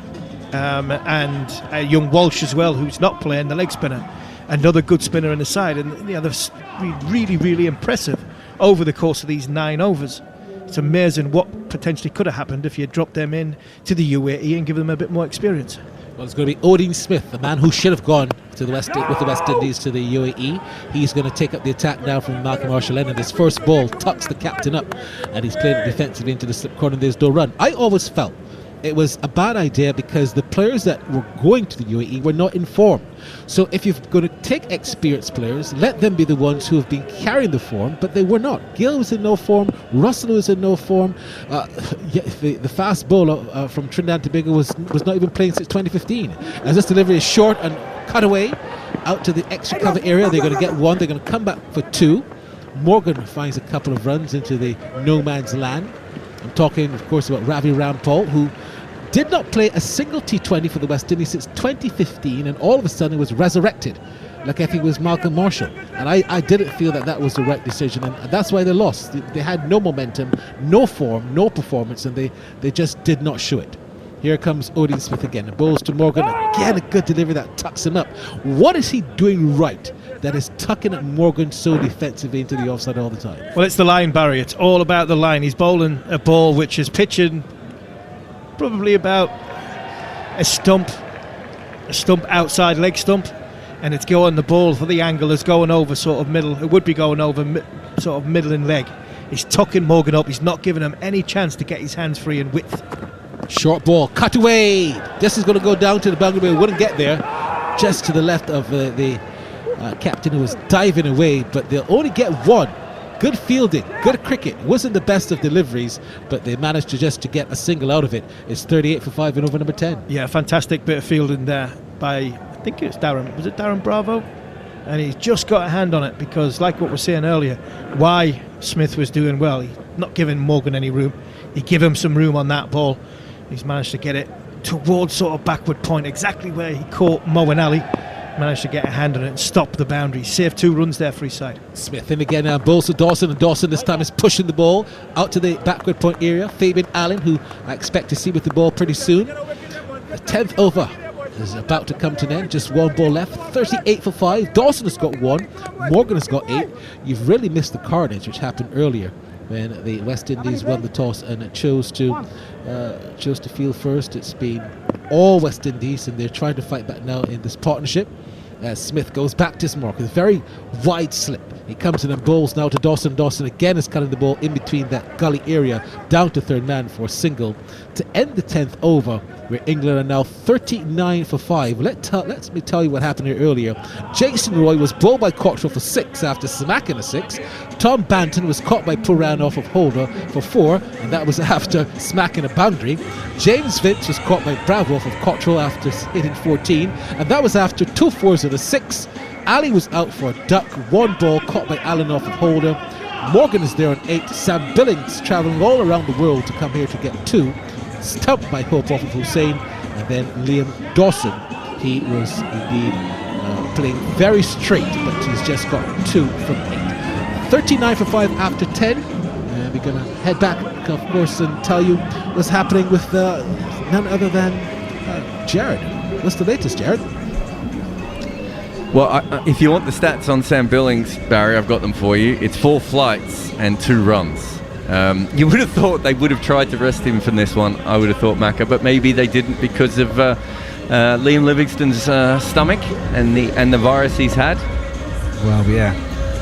Halfway through, 10 overs in the book, 39 for 5. I think Barry's just bailed out and decided that I'm a bigger wicket threat at the moment than he was. I mean, he got the Sam Billings one, but I ended up with the previous 4. This is not what England had in mind. But Gareth Batty, you are already saying that there's plenty in this playing surface. This isn't a abandon all hope yet job, is it? I don't think so. We've seen some of the balls reacting interestingly, shall we say. I'm not saying it's an absolute minefield, but certainly the ball that Billings ran down to, that spun a lot, that he got done on the outside edge. We've seen a couple of balls misbehaving to the other batters, not always on the dismissal, but balls leading into the dismissal. The ball has skipped through, it's gone a bit low, it's bounced twice to the keeper. It's certainly offering something, but also we know when you're losing wickets, bowlers feel more comfortable and things tend to seem a little bit more extreme. But what I'm trying to say is there's still hope for England. It's just not very big. I'm not laughing at you, Bats. I was laughing at the fact that Shai Hope started giggling before that ball hit his gloves, which is quite a punchy move if you're a keeper up at the stumps to a spinner to take the stumping there. That's how confident the West Indies are at the moment. We're talking about how there was no single early on. This is one of the most bizarre stats. As far as Gary Morgan, our statistician, can find, this is the game with the second longest without a single being scored. Akeal Hussain will start the 11th over, left arm around the wicket. Dawson pushes into the offside, he's going to be run out! He's hit it straight to the fielder, set off down the pitch, and Owen Morgan had no intention of going anywhere. Dawson tried to put the brakes on, ends up in a heap in the middle, and the throw beats him back, and Shai Hope is squealing and giggling again, because England are 39 for 6, and this one is 100% cast iron self-inflicted. Yeah, this is a tough one to watch and talk you through. Pollard, arguably the best West Indian fielder, is a very, very close straight extra cover, obviously because of the 5 wickets that England are down. Dawson pushes forward, thinks he's got it wider than he has on Pollard's left hand. It's pretty straight at him. As Dawson gets halfway down, the captain sends him back. Dawson falls over in a heap on the floor. Pollard picks it up, throws it in.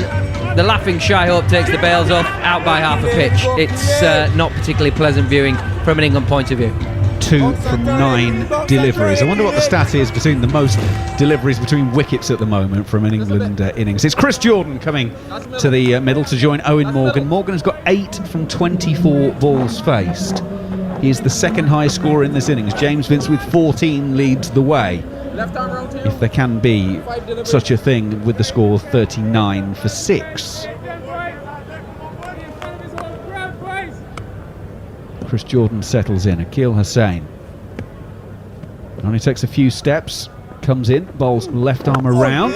Chris Jordan is in behind this one, back down the pitch. Jared, please feel free to finish that stat. So this game, we went the second longest in a T20 game without a single. The longest is 6.2 overs between Serbia and Romania. So of major international games, this is the longest that we have seen without a single scored. Owen Morgan's probably nodding along. Hussain in, left arm around, flicked to mid-on by Chris Jordan. So he is underway, second ball, and England have hit the dizzy heights of 40 40 for 6 here on TalkSport 2. Because that's the strange thing here is that Owen Morgan's obviously batted the longest and has probably struggled more on this pitch than anyone else. Like James Vince looked good, got beaten outside off stump a couple of times and then got a half tracker. Even Billings looked industrious for a couple of balls till he went past it. It's Morgan who looks like he struggled the most. Well, Akhil Hussain is over the wicket to Owen Morgan, who hammers into the onside and clears the fielder at shortish mid-on. Long on is Sheldon Cottrell, and he will come in and take it one bounce. But for a moment, Owen Morgan's heart was in his mouth because he's hit it too well and not well enough in some respects. He's done well to clear the short man, but he's actually hit it too well in the fact that he's almost brought long on into play. It's a single, and England go 41 for 6. Just finding his touch marker for the onslaught that's about to happen. Just making it all the more dramatic. That's it. Chris Jordan waits for Akhil Hussain. In he comes around the wicket. There's a little bit of bounce again. Turn and bounce out to points where Fabian Allen will do the fielding. Chris Jordan remains on 1. This would be the one thing, and probably one of the only things that have been levelled at this England white ball team. When the pitches aren't flat, they struggle when the ball does something, stops and swings and spins. They're not prepared to do sometimes the hard yards.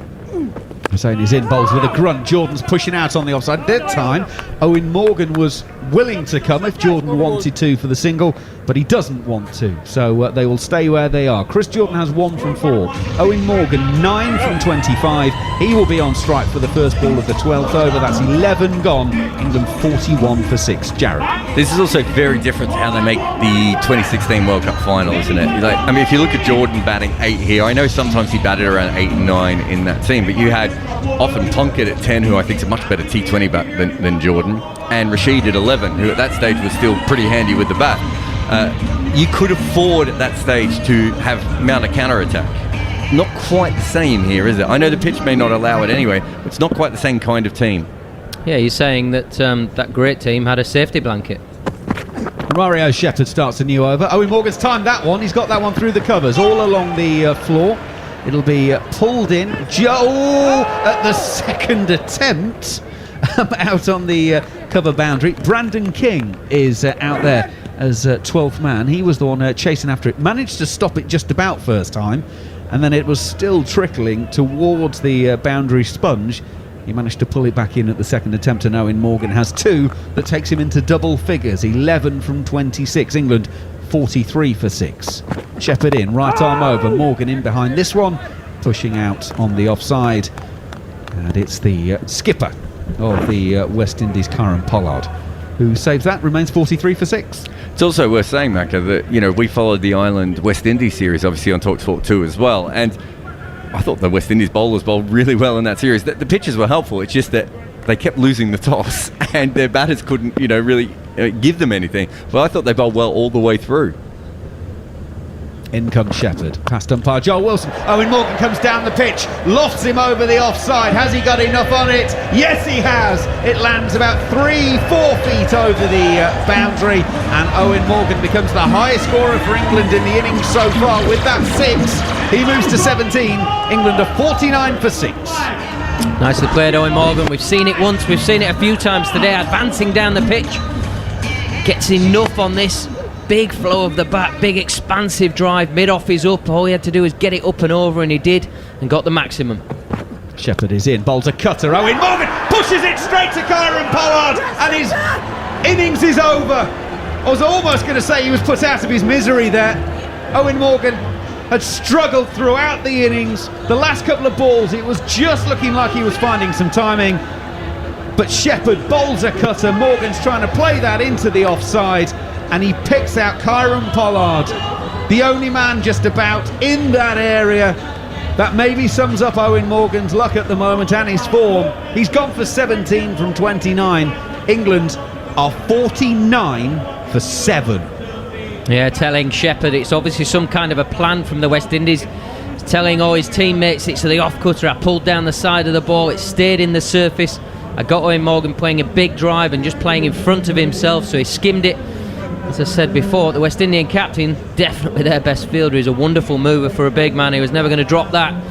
Owen Morgan departed 17 off 29, but you would say that is pretty much. Difficult times now for England. You would say that these guys don't get to bat as much as they once did. Adil Rashid, yes, very, very good first-class record, but wouldn't have batted a lot in the last 3, 4, 5 years. It's going to be difficult for these two English batters to get to any sort of a score. Rashid on strike then. In comes Shepherd for the 5th ball of the over. Rashid plays it out on the offside with no timing whatsoever, and there is no run. If Sam Billings is still jet-lagged, he might be forgiven for thinking he's still in Hobart. Judging by what he's seeing, there's a remarkable similarity.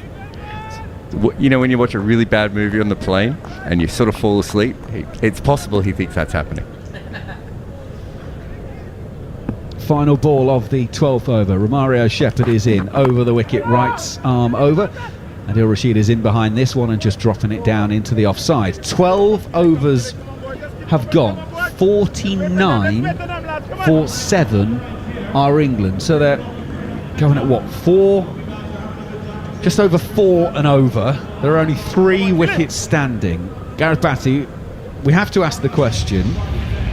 Look, and the question is always as many as we can, but what have England got to get here to think, from a confidence point, without a bowling attack, we'll be in here? Because they've got Mahmood, they've got Mills, they've got Jordan, they've got Rashid.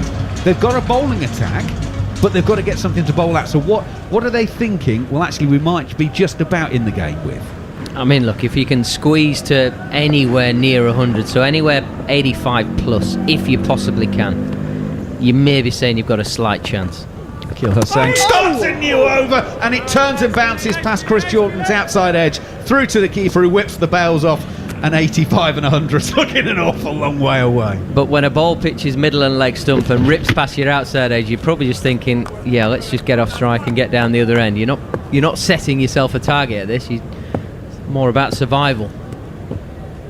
Hussain comes in past the umpire, left arm around. Jordan swings hard and long, over long on, and that's a glorious shot into the stand. That's at least something for the supporters to get excited about, or scatter, depending on how you want to use the particular phrase. But England have brought up their 50. 55 for 7. 2 balls into the 13th over. It comes up with a maximum hit by Chris Jordan. Oh, great shot, Chris Jordan. The bowler just a fraction fully. He's missed his length by maybe, 2 or 3 feet. Chris Jordan absolutely pounces on it. Just a step and hit. We used to hear the great Ian Botham talking about that, bring the step and hits on. This was the 2 full from a spinner, and Jordan obliged by getting right underneath it and smacking it into the Worrell stand. Wonderful shot. Well, because it's gone into the crowd, it has to be wiped and sanitised. Just a reminder, there are crowds in for this game. Double vaccinated supporters only, but that is at least people. There weren't any crowd allowed in for the Island Games in Jamaica. Barbados can at least allow fans in. Jordan gets one, it's flatter and faster from Hussain. He's hammered it into the onside. Nicholas Poran pulls out a dive that he doesn't need to, palms it down, and they will come back for a couple. Jordan goes to 9, 57 for 7. Heart in your mouth stuff, that ball, wasn't it? Every time it's been hit for 6, somebody's got out the next ball. I was just praying that it was a get-off strike or even a good defensive shot. Nicely played, Chris Jordan using the depth of the crease, getting very deep, hitting it into that wide mid-wicket area. Hussain is in, left arm around, playing from the crease, quicker, aiming in at leg stump. Nothing doing on that occasion as Jordan pushes out to cover.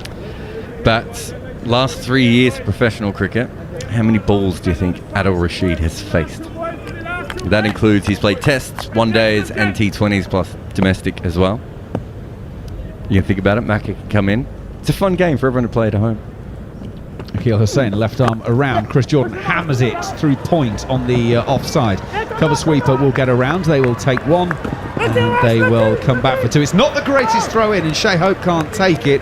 Fortunately, square leg is alive to the issue and backs up, so there won't be any overthrows. 59 for 7.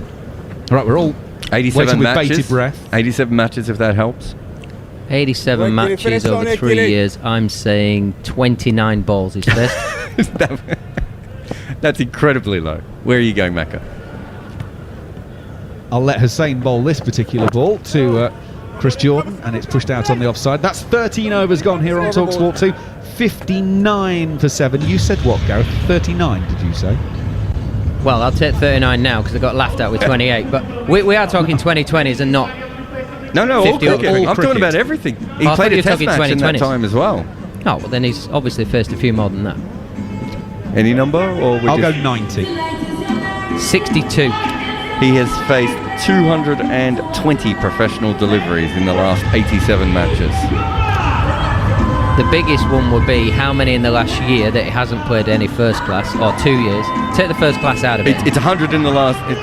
He hasn't played first class in the last 2 years, I would think. He played that one test match. So since the 2019 World Cup, there can't be many. I think he just went over 100 in the last 2 years combined. He just does not play much at all anymore. He's faced 21 in T20 cricket. So you weren't far off if you were thinking just T20. Yeah. Romario Shepherd will start a new over, and Adil Rashid straight away is turning this down to Sheldon Cottrell at long leg for a single. 60 for 7. Sorry, that's 24 now because he's faced 3 in this innings. So 24 deliveries in his last 36 T20 games. Which is the challenge for anybody not playing the red ball format. You just do not get the time at the crease, which equals you don't get the muscle memory, which basically means that you're not going to be able to play as you once did. Mario Shepherd waits at the end of his mark. 1 for 14 he's taken. He's bowled 13 deliveries. Here he comes for number 14. Short and wide of off stump, and Chris Jordan has climbed into this one and hit it off the scoreboard over mid-wicket. It bounced up chest high, and Chris Jordan committed hard to the pull and has lashed it for another maximum. England 66 for 7. Core, if you want something to cling to, here we go. Chris Jordan, front foot pull shot, smacked into the massive electric scoreboard, at least 30 or 40 metres in front of square. Very sort of Gordon Greenwich like. Wow, absolutely pounced on that short stuff, smacked it miles out into wide mid-wicket. What a shot, Chris Jordan. Is he going to be the man? 17 off 11. England will hope so. 3 4s, 5 6s in the innings. He waits, it's a cutter and swings through this one. Beats him on the outside edge. Shepherd came in, bowled the off-speed ball, and Jordan was committed. He was going for it, and it's through to the keeper, Shea Hope, for no run. That one must not have gone into the crowd because they didn't clean that ball, did they? I was saying before that he hasn't shown much power recently. He must have spent the last 6 months just working on his power hitting. I haven't seen him hit this many sixes in a while. I know in this last period he's been working very hard in Barbados. A young fella at Surrey, Nico Reef, has been out there, and we already touched on. Shepherd is in, hammered back towards the bowler on the full toss by Chris Jordan, and Shepherd can't throw the left hand out and grab hold of it. It ricochets away, and they will take a single down to long off. That ball was travelling off of the bat. Shepherd's walking back with a big grin on his face. It was a knee-high full toss that could have been smashed anywhere, and the bowler almost pulled off an absolute worldie, Gareth Batty. Yeah, Shepherd is almost disappointed that he didn't grab that. Most people would be running for cover and happy they didn't get hit. Absolutely creamed it, did Jordan. Absolutely smashed it. And he got a good piece of it on his left hand and almost got his right hand to it as well. Certainly no grimace. He wasn't bothered about the power and the impact. Here comes Romario Shepherd for the 5th ball of the over. Short ball. It's Adil Rashid pulling, and with no timing it ends up with Karen Pollard at short mid-on, and there is no run. If you went for Chris Jordan, by the way, to be England's top scorer in the innings, which would have been a very long odds when we were talking to Sandra Di Michele earlier, well, you're in clover at the moment because he is the top scorer. He's got 18 from 13 balls. Owen Morgan made 17 earlier. James Vince 14. He was listed at 7, wasn't he? He's probably upset to be demoted. Shepherd is in. Short ball. Adil Rashid gets hold of this one. It's flicked down to very fine now, and it will go away for a 4. Rashid goes to 5. England after 14 overs, 71 for 7 here on TalkSport 2. Now Rashid showing a bit of class here.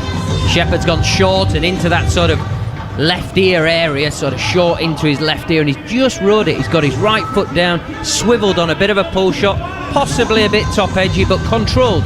Classy sort of a looking shot, and disappeared down to the boundary. It's not much of a partnership, but it's something. The last over went for 12 runs.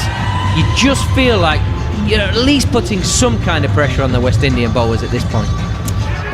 This probably won't matter now, or hopefully won't matter, but England's lowest T20 score is 80 versus India in Colombo, so that must have been their 2012 World Cup. And their lowest against West Indies is 88 at the Oval in 2011.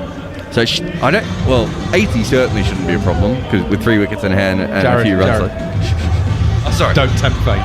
88 though. Still 17 away. Here we go then. Sheldon Cottrell is coming back into the bowling. He's sent down 3 overs already with 2 for 20. And then he comes left arm over and he beats Chris Jordan for pace. Going across the right-hander and it's through to the keeper. No run. Don't forget, of course, NFL action this evening. Once we're done and dusted, it is the NFL playoffs from 1 o'clock. Exclusive commentary of the San Francisco 49ers taking on the Green Bay Packers. And, well, depending what time this game finishes, we'll be bringing you the closing stages of the Bengals and the Titans. At one stage, it looked like we've been bringing you the second half of that game. But hopefully England have got their act together. Will Gavin, Ollie Hunter and the former NFL coach Phoebe Schechter on duty for that one. In goes Cottrell across Chris Jordan, and Chris Jordan leaves it expecting a wide and doesn't get it. And Chris Jordan has now got the look on his face of a man who can't quite believe what's happened there. Yeah, there's a blue wide line put out there, and the ball possibly pitched just inside of the blue, but definitely crossed it as it went past Jordan. So he got in a good position and left the ball, not rewarded with the wide. Cottrell in over the wicket, hammered hard into the offside by Chris Jordan once again. Darren Bravo is sweeping up out there, and it is just a single, 72 for 7. Worth reminding everyone that those are a guideline, the blue markers.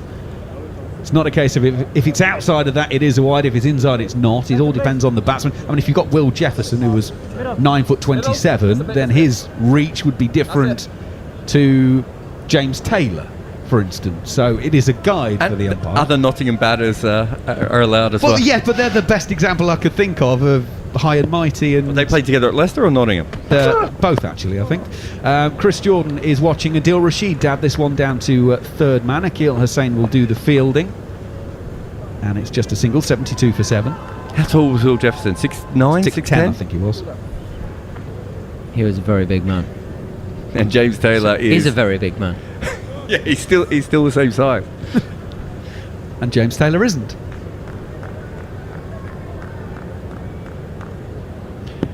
Right then. 2 balls left to take us to 15 overs. Here goes Cottrell. Swinging hard is Chris Jordan. Beats the man at short cover. Sweeping on the offside is Bravo, and they will come back for a couple. Jordan goes to 21. England 75 for 7. Nicely played again, Chris Jordan.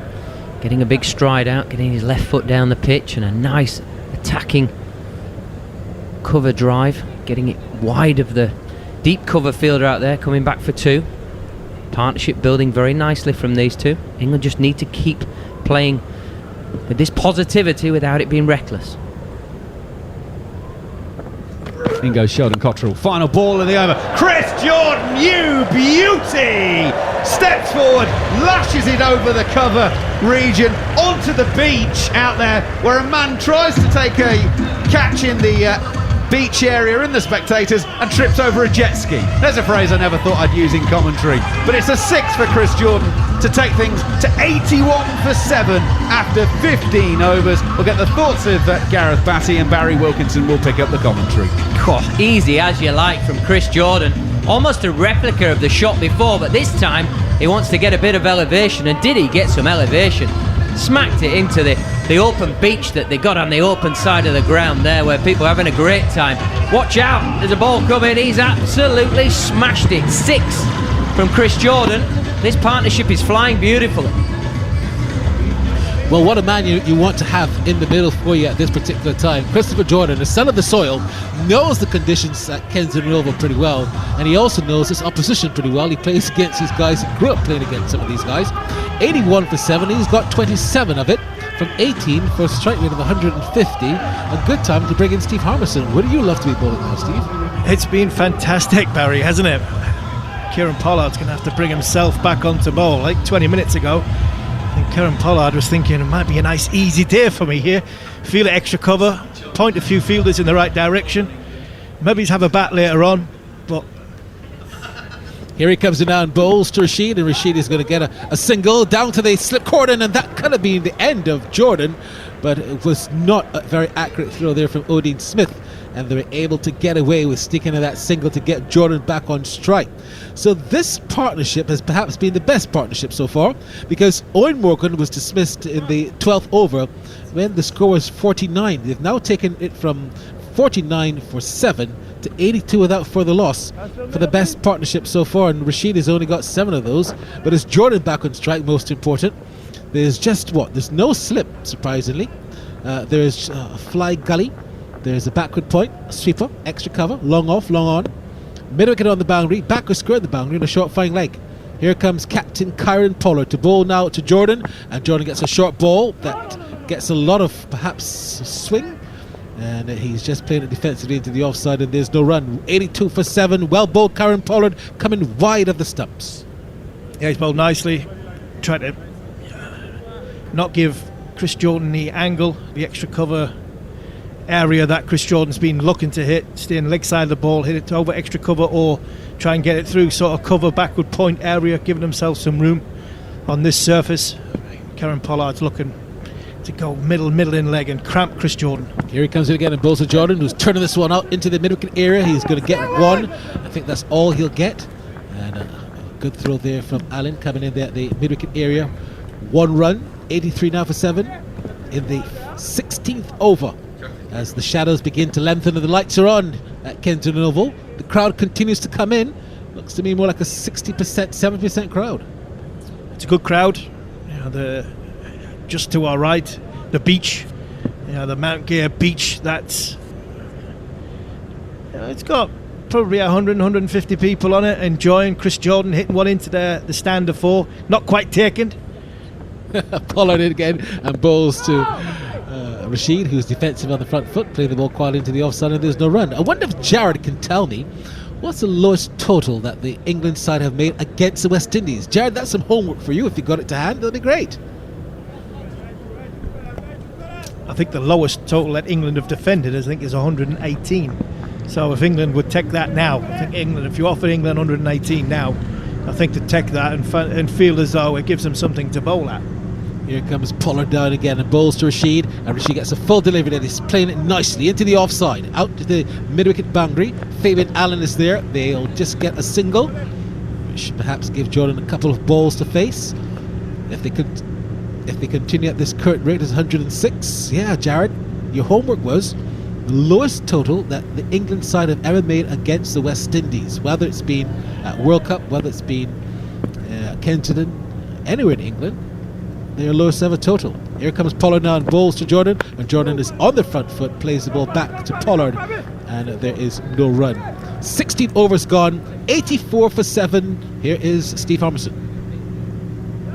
Yeah, 84 for 7. Listen to that, England fans. 84 for 7.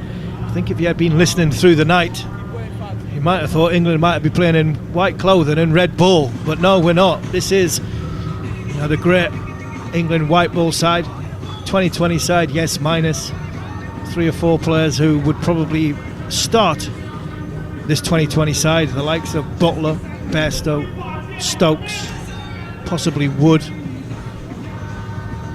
But it's been a fantastic display of discipline, energy, areas that the bowlers have hit, and skill.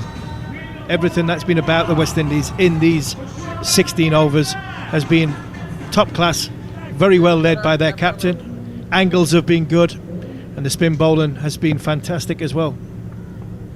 Speaking of spin, we've got another left-arm spinner. This time it's going to be Fabian Allen, and he's bowling just over the wicket, and this delivery is cracked away out to the sweeper for 1. That's a very good single to get early on. So Rashid gets a single to go to 9. 85 now for 7, with Jordan on 28 now on strike. I know Jared has got the answer for me and for the listeners. We also got some interesting tweets coming in at cricket_TS and at TalkSport2. I'll tell you about them in a minute. But it's Chris Jordan who taps away as Fabian Allen, left arm spin, comes in and bowls, and this time he's playing the ball in the onside. Allen moves a couple of steps to his right, fields his own bowling, and there's no run. Yeah, lowest score, Barry, is 88 against the West Indies. Lowest score overall is 80, so they're safely past that now. And they've been bowled out twice for 88 against West Indies and also against the Netherlands. This one is struck in the air. Chance for catch at long off. Catch taken. So Fabian Allen does his usual little zits and zama. That's what he calls it. And this time it's Jordan, the unlucky man, hitting the ball in the air out to the long off area. Catch there taken, and the wonderful partnership comes to an end. England will just be challenging that 88 again because they're now 85 for 8. Fabian Allen just held that back. He bowled 2 balls before, were a little bit pacier, a little bit more flatter. That one just thrown a little bit above the eye line, and Chris Jordan, who's hit the ball, the ball that's gone above the eye line, he's hit the ball well over the top into the crowd for 6. Of Akil Hussain, but of Fabian Allen. He's just managed to pick out Sheldon Cottrell down on the deep boundary. Barely in sunlight, down in the deep boundary. Sheldon Cottrell does a nice jig, does a nice dance, and England are in all sorts of trouble at 85 for 8. As Allen comes down and bowls to Rashid, who, as they crossed, this time Rashid is on the back foot and smacks it out to the sweeper for a single. To bring Mahmood on strike. 86 now for 8. You heard Jared say 88 was that lowest total. No, they might just perhaps surpass that. Probably just. But the left armers have done the job today for the West Indies. As Allen bowls in this delivery, he's beaten. Bales taken off there by the keeper, but no chance there for stumping. So we had the left arm first of Sheldon Cottrell, then we had the left arm spin of Akil Hussain, and now the left arm spin of Fabian Allen. The lefties have certainly been on the right track for the West Indies.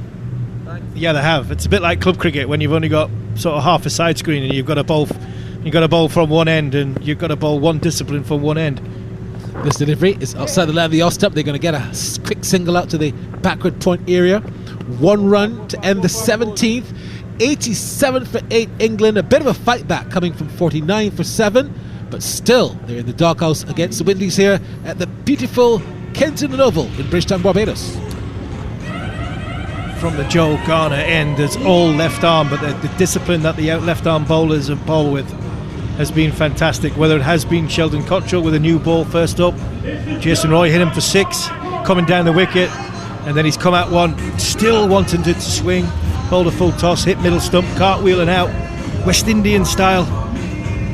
And then Akil Hussain, I thought he bowled beautifully. Just held the ball back every now and again, but bowled with great line, great length, and got the ball to turn.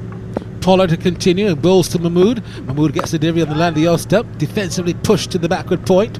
Kind of like perhaps playing for a draw in a test match, not in the death of a T20 when you're really seeing a lot of razzmatazz. That was very defensive. That was very defensive, and I think England now are just trying to somehow get through these last 3 overs and take whatever's an offer. If they can get 4 and over, 5 and over for the next 2, and then potentially have a swing in the last over with 2 wickets left.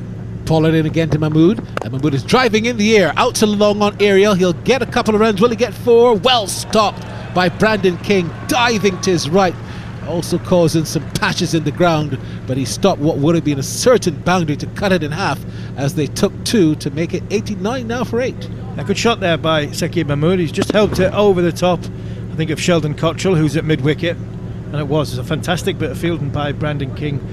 Not quite timing the ball, England batsman, on this surface, so that would suggest the surface isn't true for the ball to come on.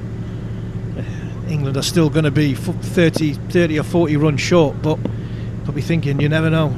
Pollard now to Mahmood again, and Mahmood is this time playing the ball along the ground, just to guiding it to a short third man. No run there for him. So 89 for 8. They need to get at least 100. Will they get there? Perhaps it's a case of wickets. How well did Chris Jordan play, in your opinion, Harmy? I thought he played fantastically well. He had a game plan. He stayed leg side of the ball, looked to open up the offside, and he struck the ball nicely. He's probably better than anybody else has struck the ball on the surface so far. Pollard to Mahmood, who turns the ball down to the short fine leg area for 1. bit surprised that we didn't see more from Odean Smith, but perhaps his important time to shine might come when he has to bat, if he does. I think with that, Barry, I think it's taking pace off the ball. I think it seems as though the best way has been taking the pace off the ball once the hardness of the new ball and it stops it swinging. That seems to be the way to go on this surface. Pollard now bowls to Rashid, and Rashid this time is edging it. Lovely. That was a very crafty piece of cricket. Through the slip cordon, down to the boundary for 4. That was very well played. You just spoke about taking the pace off the ball, and he recognised that there's no need to try hit it hard. You just had to perhaps get into the gap. He did. He's gone between the wicketkeeper and short third man, who was inside the circle. Probably fourth slip line would. I think that's Odean Smith down at 45, and when you see Adil Rashid's name at number 10. And Pollard given a chance to Mahmood. He kind of man-cat him there, but he said to him, look, stay in your crease. I recognise you're trying to get out of your crease. I'm going to man-cat you the next time. I'm going to give you a break on this occasion. I don't mind that. All for that. Very good by Karen Pollard. Here he comes with again down bowls to Rashid, and Rashid gets the delivery that's short, played into the onside. They're going to get a quick single. Pollard thought of throwing it, but it would have been perhaps more runs, so he decides against it. 18 overs gone. It's 95 for 8. Rashid has got 15 and Mahmood has got 4. Yeah, I don't mind that by Karen Pollard. He's recognised that Saqib Mahmood might be just taking a little liberty by pinching a couple of yards, backing up. He didn't take the bails. He warned the young England batsman and said, right, that's your one warning. Next time I'm gonna make sure I take the bails off. But to come back to the point of Adil Rashid, you see his name all the time batting at number 10 or number 9 for England, but he's a better batter than that. He's a first class. He's got first class hundreds. He's got 10 first class hundreds.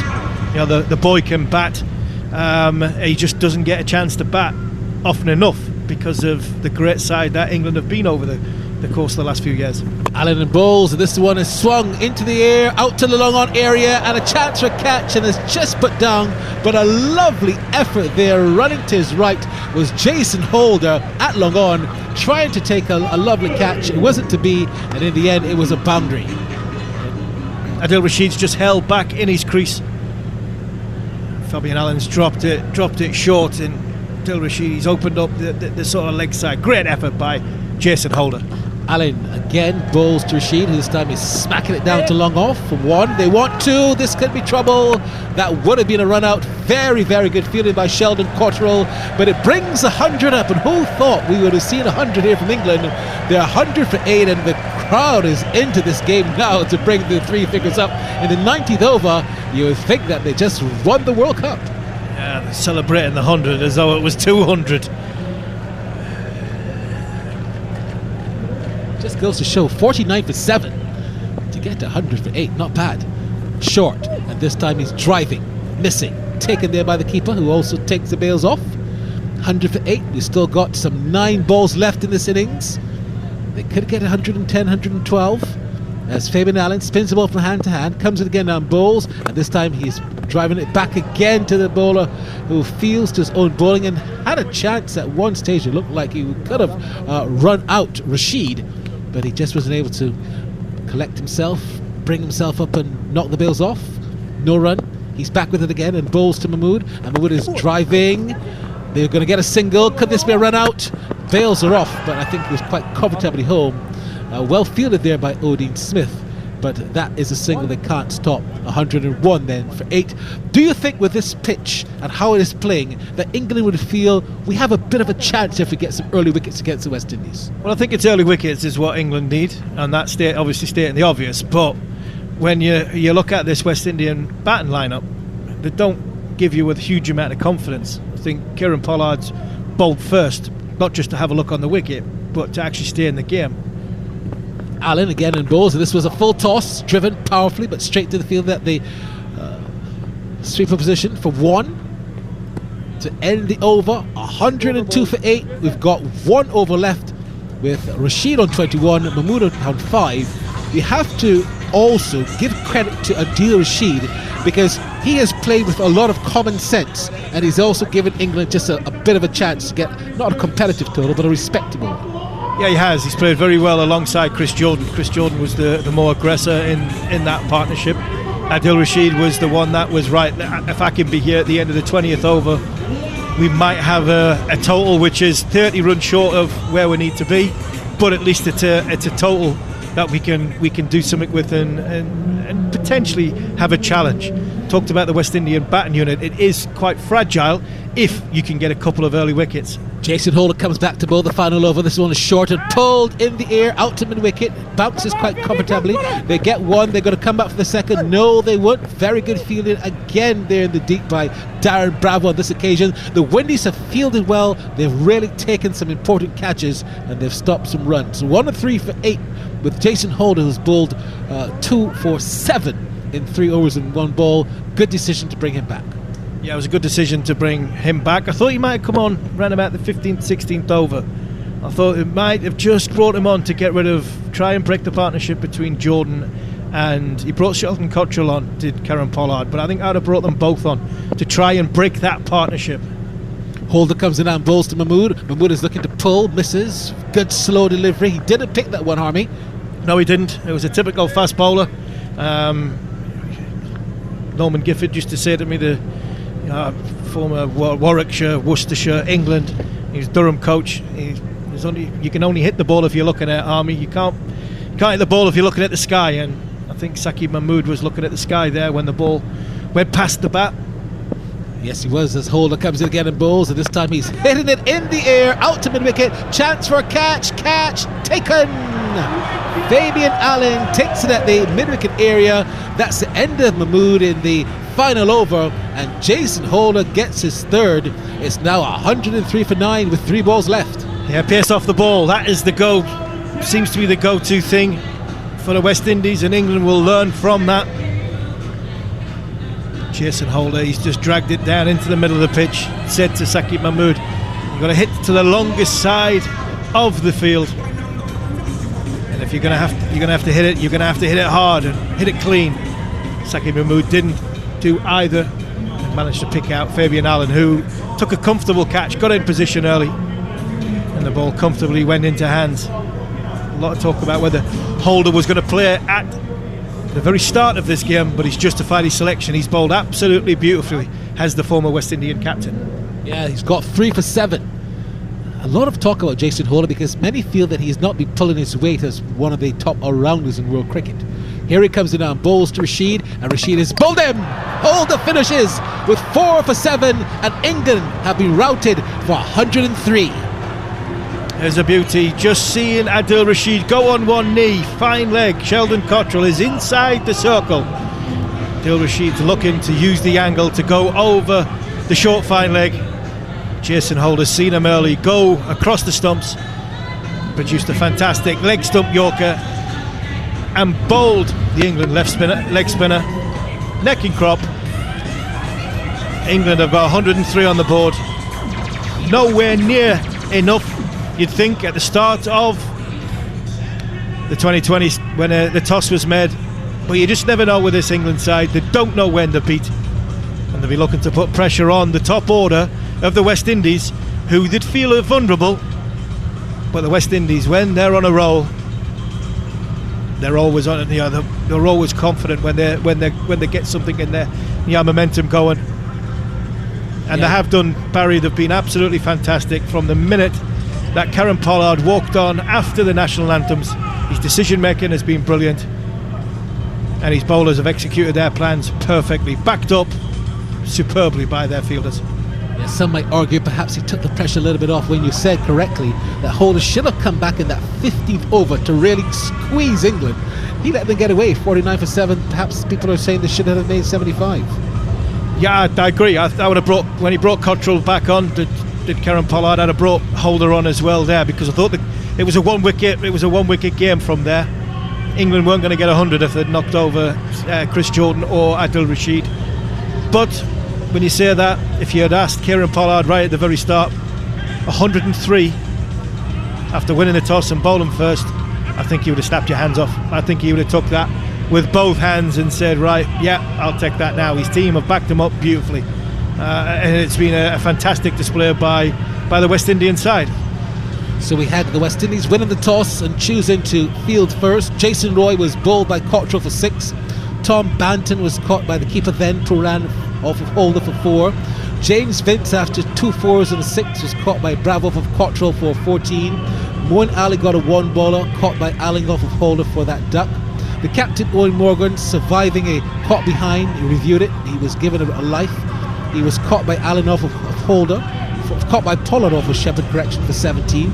Sam Billings stumped by Hope, who changed as keeper, off of Hussein for 2. Liam Dawson was run out for 2. Chris Jordan was caught Cottrell Alling for 28 from 23 balls. He struck 3 6s.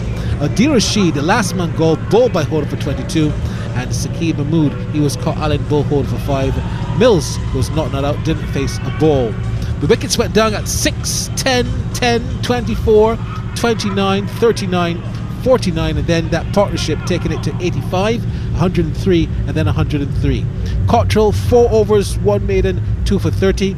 Holder, 3 overs and 4 balls, 1 maiden, 4 for 7. What a display. Akil Hussain, 4 overs, no maidens, 1 for 16. Romaria Shepherd, 3 overs, no maidens, 1 for 25. Odie Smith, just 1 over for 4 runs. Pollard, the captain, 2 overs for 11 runs. And Fabian Allen, 2 overs, no maiden, 1 for 10. For his thoughts on the innings, here is Steve Harmison. Yeah, well below par from England, but take nothing away from the West Indies. They were magnificent, the West Indies.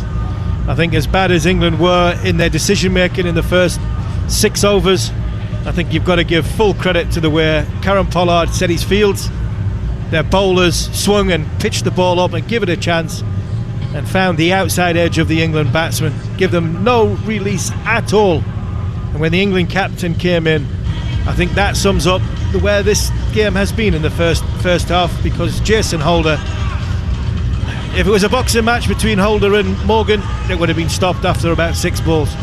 Morgan didn't know how to handle the bounce, the swing, and the accuracy of the former West Indian captain. And for me, England are 40 runs short, and if West Indies come out and get just half a decent power play, then they should go on to win the first T20 international. Right, so we need to find something to be positive about. Well, England did manage to defend 118 in a T20 international. That was against South Africa at Edgbaston back in 2012. Worth stating, though, that was a rain-affected game and was only 11 overs aside. England posted 118 for 5 in that game and kept South Africa to 90 for 5. In a full game, so something that wasn't reduced, England have defended 130. That was against Pakistan in Abu Dhabi in 2012. England made 129 for 6 and kept Pakistan to 124 for 6. So the West Indies, Gareth Batty, need 104. That's 5.2 and over. How do England go about that? From what we've seen, there seems to be still plenty of life in the wicket. Yeah, I think we have to take the positives that the surface is not flat. There is something there for the bowlers, but we've also seen if you get it wrong, you can get smacked out of the ground, which obviously we saw 6 and out a couple of times in the England innings. England literally, in this first 6, if they don't go with spin, because we have seen the pitch take spin, if they go the big fellas and they look to go with pace, they need to hit the pitch hard. So that actually then this surface will give some indifference in the bounce. It might go a bit up and down. It might have a sort of slowness and a pace to it that you can't predict as a batter. There will be something there for the bowlers to work with, but it's going to need everything to go England's way. All the catches need to be caught. All the little 50-50s, the little rubs of the green need to go England's way for this to end up being a positive result for them. Well, in terms of this, Owen Morgan, by the way, is chasing a record that would see him getting the most wins as captain of England.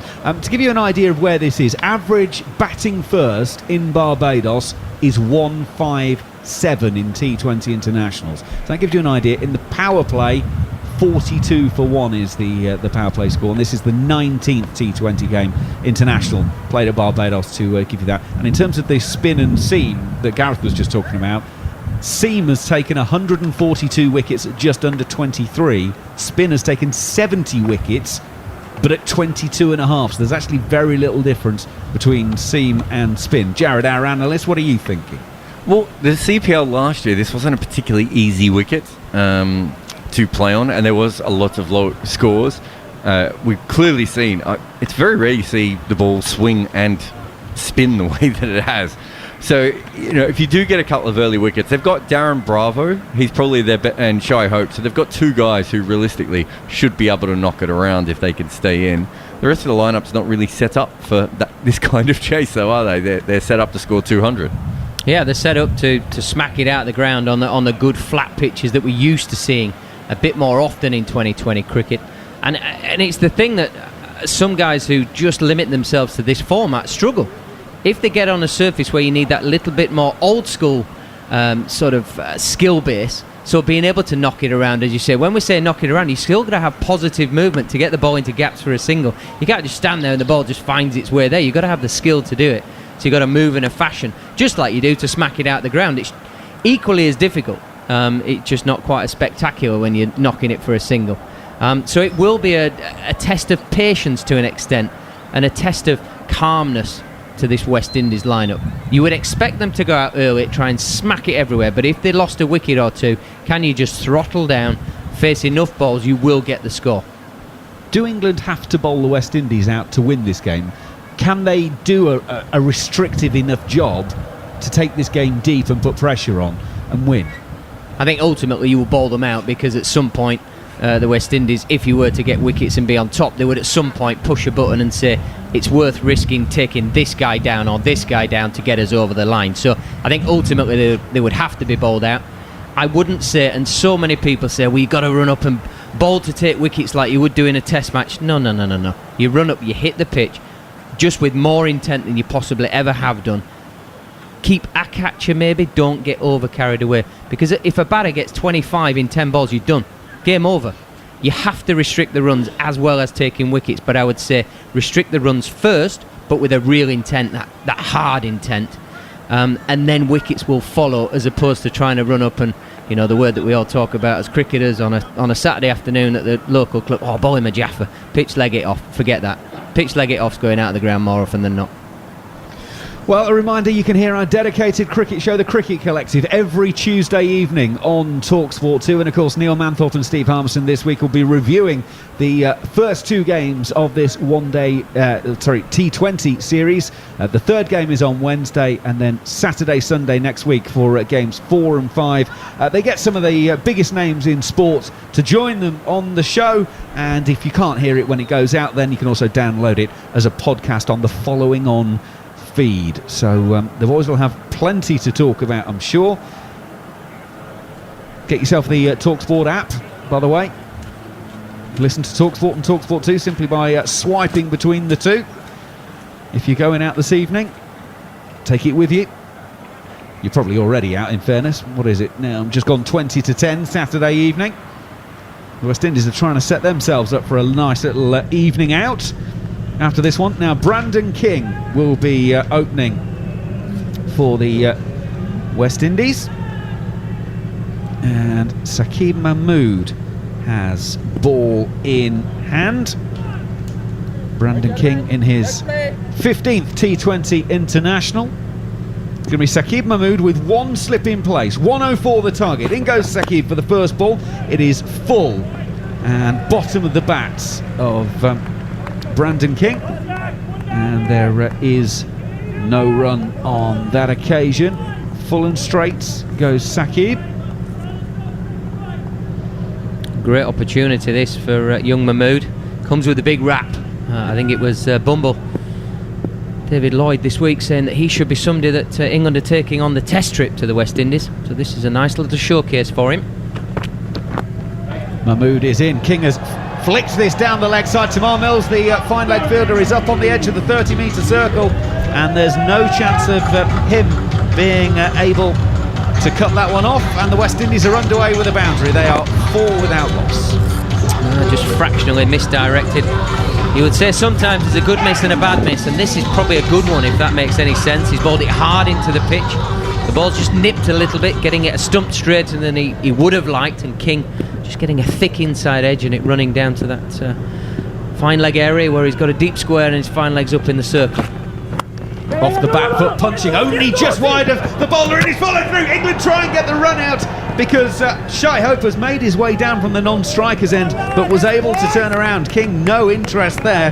England, good fielding, putting pressure on. It remains 4 without loss. I don't think it was no interest. I think he called yes and then called no almost straight away when he realised his mistake. But Hope was absolutely bolting there. And unfortunately for England, they couldn't get it in time. But any slip from Hope, and that's a run out. Right. 4th ball of this first over. In goes Saqib, right arm over. It's short, and that goes through to Sam Billings and actually almost takes him off his feet. It was a swish from Brandon King. The right-hander doesn't make contact and is through to the keeper. No run. Yeah, the young fella Mahmood plays all his home cricket at Old Trafford. There's some pace and bounce up there, and we saw some here. Rattled that one through. Quick, went past King at throat height and through to Sam Billings at head height. Quick ball from Mahmood. Bit of swing as well, bit of shape. Pace and bounce. He's on his way for ball number 5. Past the umpire. There's a little bit of movement back in. Running into King. It's out on the onside. Owen Morgan will field. Single taken, 5 without loss. King has all of those, 5 from 5. And his record, by the way, in T20 internationals, 264 runs at an average of just over 20, a best of 67. That is his only 50, but it's his strike rate that catches your eye, 146.7. So you might not get many of them, but he does it at a fair old lick. His strike rate domestically is a lot lower than that, and part of the reason was it took him a while to develop as a player, and then the other reason was when he finally developed as a player, his home ground was Guyana, which is almost impossible to hit the ball off the square. Shai Hope gets his first ball. It's an in-swinger, homing in at, well, middle stumpish, pushes it up to mid-off, and there is a single to end the over. 6 without loss are the West Indies. 104 is the overall target, so they've now got it down to double digits. King has 5, Hope has 1. You're listening to TalkSport 2. But yeah, he's certainly a player who's starting to sort of move into the sort of franchise ranks. But they're just being a bit like Odean Smith. There's a lot of these guys they know, and Rutherford as well. They know all these guys have a lot of talent. It's just getting it out of them consistently. And they didn't think he was ready for the World Cup, is what I heard. But the last couple of years, I think his batting's come on probably very similar to Tom Banton. You're not really expecting long innings, but the innings that King does play, are going to be quite exciting. It won't need long for him to be out there to put a bit of a hole in this sort of a chase. Yeah, and you can see early on from the West Indian openers, they're looking to steal the singles as well. That was the one thing England found so difficult. So many dot balls. There was an obscene amount of balls between singles. It was crazy in that opening set for England. Well, it's Chris Jordan with the second over, and immediately Shai Hope has pulled him through wide mid-on, and Moeen Ali is going to follow that one to the boundary and pick it up. And the first ball of the second over disappears for a boundary, and the West Indies are already into double figures. They're 10 without loss after 7 balls in this innings, trying to make 104. Cool, sweet shot here from Shai Hope. Jordan not missed by much. If anything, you say it's a fraction of width, but he's rocked back onto the back foot and pulled it. Almost sort of a pull through mid-on. Beautiful shot, high skill, looked classy from Hope. Onto it like a flash. Jordan goes in, and Hope is this occasion on his toes, dabs it down to gully. Jason Roy will do the fielding. Moeen Ali is in at slip.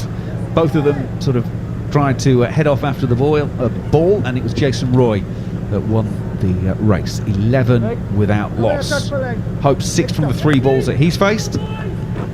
King 5 from 5 so far. England need a breakthrough. It's an obvious thing to say, but when you've only got 103 on the board, you have got to get them. Jordan in. King pushing into the offside. James Vince will field, cover, and there is no run. And still a little bit of movement to keep the England bowlers interested. Mahmood operating prodigious, well, I wouldn't say prodigious outswing, but a bit of outswing, and then ran the odd one back in. Jordan, you would say, in this over, the 3 balls he bowled, he's looked to, if anything, just do the outside edge of the bat, a little bit of outswing, but there's something there. It's just something to keep the bowlers interested. Jordan on his way past the umpires, a little bit leg side-ish, whipped off the pads by King. England do have a sweeper out on the leg side, round about the square leg area. That is Tom Banton. He will cut it off and fires the throw back in. Single taken, 12 without loss.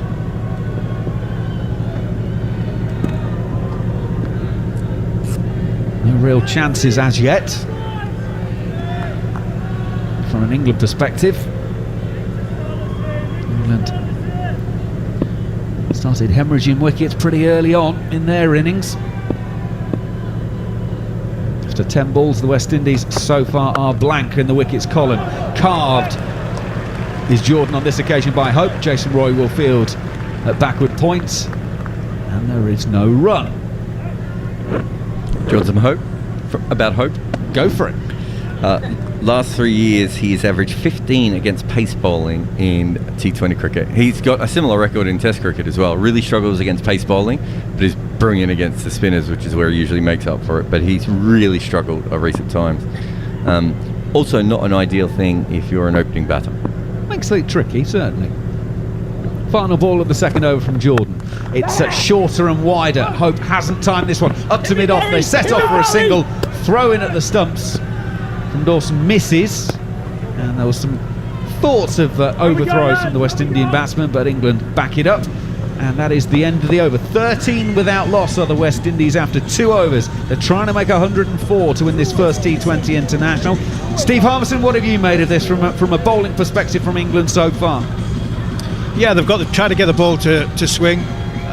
Chris Jordan, he's trying to hit the dead card. Safki Mahmood has tried to get the ball to swing. It has swung a little bit. I think there was 2 the balls of Jordan got them to bounce a little bit like what Jason Holder did. He's bowling from the same end as Jason Holder, but slip in play. England have got to get it up there, give it a chance to swing, and hopefully catch the outside edge. Third over will be bowled by Mahmood, and that is a good one. That is some shape, just tailing back in towards the toe of the batsman as it gets down towards Shea Hope, and he punches down the ground, and there is no run. Yeah, this is the problem from an England point of view. The West Indies don't really need to take any huge risk. They can almost sort of play each ball on its merit because it's only 104 the target. The 13 already off 13 balls. It's all in their favour. But England need to still be patient. Can't go searching for the wickets. Can't leak easy runs.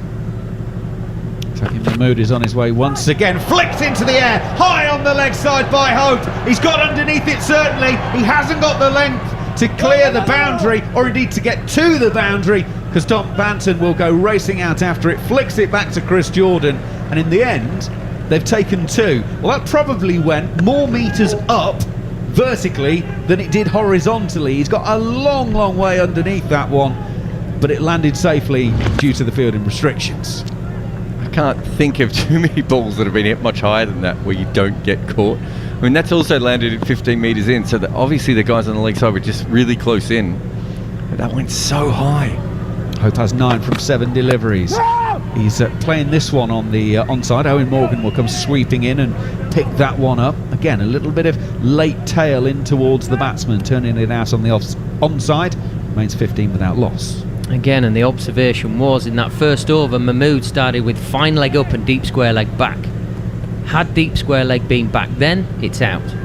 But because he just bowled that ball, I think it was the third ball he bowled, which just a fraction straight. It was a thick edge. It wasn't really a clip. It was a thick edge that went down to fine leg. All of a sudden, then he moves fine leg back and loses that. I just think sometimes you've got to set a field for your best balls taking you a wicket or better balls. And if it's just not quite there, so what? You've got to be strong in that.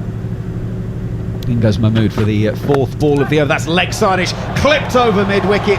Decent contact on that one. Hope will go to double figures. He goes to 13 and the West Indies go to 19 without loss. 4 balls into the third over here on TalkSport 2 as they hit their 3rd boundary of the innings. Just as you were talking about that, Saqib Mahmood was looking at moving his fine leg, and I thought, oh, listen to Bats, he's going to move him around. He actually just moved him about 15 metres squarer, went straight back in at the pads again, and Shai Hope just helped himself. So I think, let's just have a look now if they're going to move those fielders around, or if they're going to keep with this fine leg up. It's risky at the moment.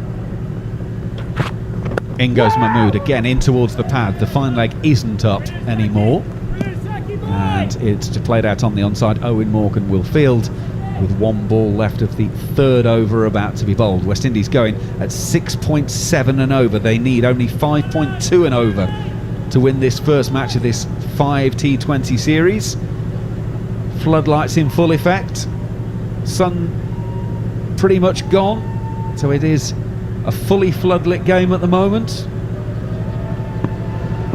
As the sun set on England's chances already, though, after only making 103. They need this first breakthrough. 19 without loss. Mahmood to finish the over, and it's almost played on by Hope. He's almost run it off the inside edge, down to his feet. It bounces up and over the stumps and safely to the wicket-keeper. No run in the end. So that's 3 overs gone. In the first innings, I couldn't stop taking wickets on commentary. Clearly, I've lost my touch. So I need to find out if Barry Wilkinson can get some wickets for England. So, Barry, you take over the ball by ball with the West Indies 19 without loss here on TalkSport 2. Indeed, you've got King, he's got 6, Hope has got 13. This is a pretty good start for the West Indies. But early days yet, Steve Harmison. A wicket here could still very much change things. Yeah, and Owen Morgan's gone to the guy who he normally goes to later in the proceedings, normally in a T20 international, and that's Adil Rashid. But needs must. He needs a wicket. Seen how it gripped in the first innings. Pace off the ball as the innings went on was very, very difficult to hit for England in that first innings. So Adil Rashid is going to come on. I thought England, it's hard. I'm not going to criticise the two opening bowlers for England, because when you've got such a low total on the board, you have to try and chase a wicket. And unfortunately for England, Saqib Mahmood went a little bit too full and a little bit too straight, and he got picked off on the leg side because of his skiddy trajectory. So here comes Adil Rashid. And he comes in now with his leg spin to bowl to King, and King is driving back down the ground. They'll sneak a quick single. Chris Jordan is there, throws the ball back to the keeper but can't stop the run, and it's the West Indies chasing the total of 104 to win. They're 20 without loss, with Hope on 13 from 11. King has got 7 from 8. And Adil Rashid, who's trying to get an early wicket like he usually does, is being called to a lot of confidence there from the keeper. And also I can hear Owen Morgan shouting in there, the stuck microphones. Here he comes now, Adil Rashid, with his leg spin, passes the umpire, bowls to Hope. Hope is struck on the pad, down the leg side, no chance of a run, 20 without loss. He's just trying to drift it in towards the right-hander's pad and hope that any sort of spin and purchase trajectory to take it back on towards off stump, but not trying to give any sort of flight, any sort of width in the power players, the Adil Rashid. Here he comes again and bowls. This one is short and pulled, not taking advantage of that long hop. Went to the fielder there at the back whisker leg boundary in Banton, and just 1 run. It goes to 14. Should have done much more with that. Yeah, he should have put that away. That was a poor ball by Adil Rashid. It's a ball he normally bowls when he's got full restrictions, players outside the circle, but not in the power play. Tossed up, driven, beautifully fielded, very well done there in the extra cover area there by Jason Roy, stopping what could have been a couple of runs. In the end it was none. 21 out loss. That's what you need from your fielders. You desperately need that from your fielders with such a low total, to try and keep pressure on a batsman, keep them down there. You've got your trump card, your wicket taker on, you've got to throw yourself a bat in the field. Fantastic bit of fielding and energy by Jason Roy. Here comes again Rashid and bowls. This one is short and he's pulling, missing. So too is the keeper. Is going to go down to the boundary. Let's wait for the signal. It's going down to the third man boundary, and the signal is leg byes, but 4 nevertheless. 25 without loss. How on earth has that got there, Barry? Right, we've got to describe this. Adil Rashid's bowled a ball which King's gone right across to slog sweep it into the leg side. It's clipped the top of his pad outside probably 4th stump, and it's gone down to the boundary. It's just clipped the pad. Billings has got one away near it, and it's got 4 for it. This one is short again, and he's pulling it back with a square. some work here for Banton. He picks it up now, throws it in, and the batsman will just take a single. Was that perhaps a shout? Could have been a shout for LBW almost. No, I think he was outside the line. I think he was that far across. That shows you how to my reaction of how on earth has it got there. He's got that far across outside off stump to then try and slog sweep it into the leg side. It's just clipped the back of the pad, the back edge of the pad, and it's gone down to third man. It's probably crossed the rope where in line with about third slip would have been if you're talking a seam bowler bowling from the media centre end. So a bizarre passage of play. West Indies get 4 for it, and Owen Morgan has decided enough with the seam bowling and go and double spin in the power play. Here comes Liam Dawson. Yeah, this is interesting. So Dawson is going to pick up the attack, and I think they're perhaps saying to themselves, perhaps spin is the way that we're going to get some early West Indies success. They're more susceptible to the spin than they are to the fast bowling. They're also seeing how Akil Hussain held the ball into the pitch, and Fabian Allen held the ball into the pitch in that first half, and it was very difficult to get out to the pitch of the ball, and also there was some good turn on here. So here comes Dawson now, left arm spin and bowls, and this delivery is short and cut away to backward point. This could be a chance for runner. The ball comes in at the non-striker's end. Good fielding, but also very good there from Shea Hope to get back in, because that was almost a suicidal single. Yeah, Shea Hope's done well to get back. He's nearly ran 2 himself. He got 3/4 of the way down, had to turn. It's a good job he turned on the wicket, because the green grass area, the pitch in between what is possibly going to be either tomorrow's wicket or Wednesday's wicket, there's a little green strip in the middle, and if he had turned on that, he might have just slipped. So he did well to turn and come back. Dawson again, and this one is driven in the air out to the long off area. 1 bounce for a single, 27 without loss. So you can see Jofra Archer's joined the England team in the hutch. He's there almost like a 13th or 14th man. He's not, of course, dressed to come on the field, but it's certainly good to see Jofra back in the thick of things in the England kit again. Yeah, 100% Barry. It was nice to see him bowling, nice to see him back on his home island along with Chris Jordan. But a question to you, Barry, what if the West Indies get over the line here, what sort of confidence would that give the West Indies cricket going into the rest of this series? Huge confidence. This delivery on the line of the off stump, as it got some bounce and some turn and defensively played into the offside. They've lost 7 out of the last 8 T20s. To win this at the start of the year, this is their first T20 for the year, that would really give them a fillip for the rest of the season, at least for this T20 series. As Dawson in again now, bowls to Hope, and Hope is on the front foot, gets a good delivery, defends it and plays it back to the bowler. Yeah, good bowling by Liam Dawson, and you mentioned just that little bit earlier, West Indies don't have to take a risk. They don't need to go chasing the game. They can just nice and easy get themselves in against the spin bowling and play the long game. They'll want to get it done early, but if Dawson does get into a spell, West Indies can play him nicely. On the line of the off stump and cracked away out to the long off area for 1, and that's all there will be for Shea Hope. He goes now to 15 from 16, is 28 without loss after 5. Actually just 1 ball left at the 5th over. Required rate is 5.01. England at this stage, they were 24 for 3. And he's 28 without loss as Dawson bowls, and King is looking to pull. He's hit on his perhaps back as he turns his back to the ball, and it goes into the slip area. There's no run, and it over ends 28 without loss after 5. So what a kinetic period we've had in this test, in this T20 game. We had England, who earlier lost a toss and they were skittled out for 103. Great bowling from Jason Holder, still rated in the top 10 for all-rounders in world cricket, showing his worth. He took some 4 wickets for 7 runs, 3 overs and 4 balls to really decimate England. Sheldon Cottrell chipped in with 2 for 30, and we saw 1 apiece from Akil Hussain and Romario Shepherd, and Fabian Allen also got 1. But it's going to be Adil Rashid to continue now. Comes in now and bowls to Hope, and Hope gets a delivery that's full on his legs and on drives nicely to the mid-wicket area for 1. That's all there'll be. 29 then without loss and 5.1. The Windies well above the run rate. The crowd continues to build. It's almost like if people were waiting outside during the halftime break. I think this is a crowd of about 70% in terms of capacity. Only supposed to be 50. Here comes Rashid now again, and bowls to King, who's got 9. Short and pulled out to the mid-on area. Well fielded there by Chris Jordan. There's no run.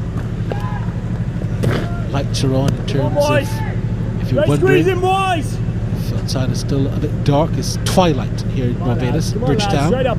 Just 4 minutes after 6 o'clock local time, as Rashid comes in again and bowls to King. And King is looking to drive, gets a delivery just on the line of the off stump, and does get a chance to perhaps drive into the off stump like he was trying to.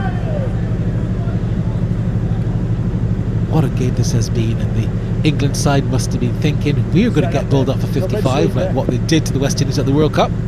As Rashid comes in again and bowls to King, and King gets a delivery that's short, looking to cut, comes off the inside edge down to the short fine leg.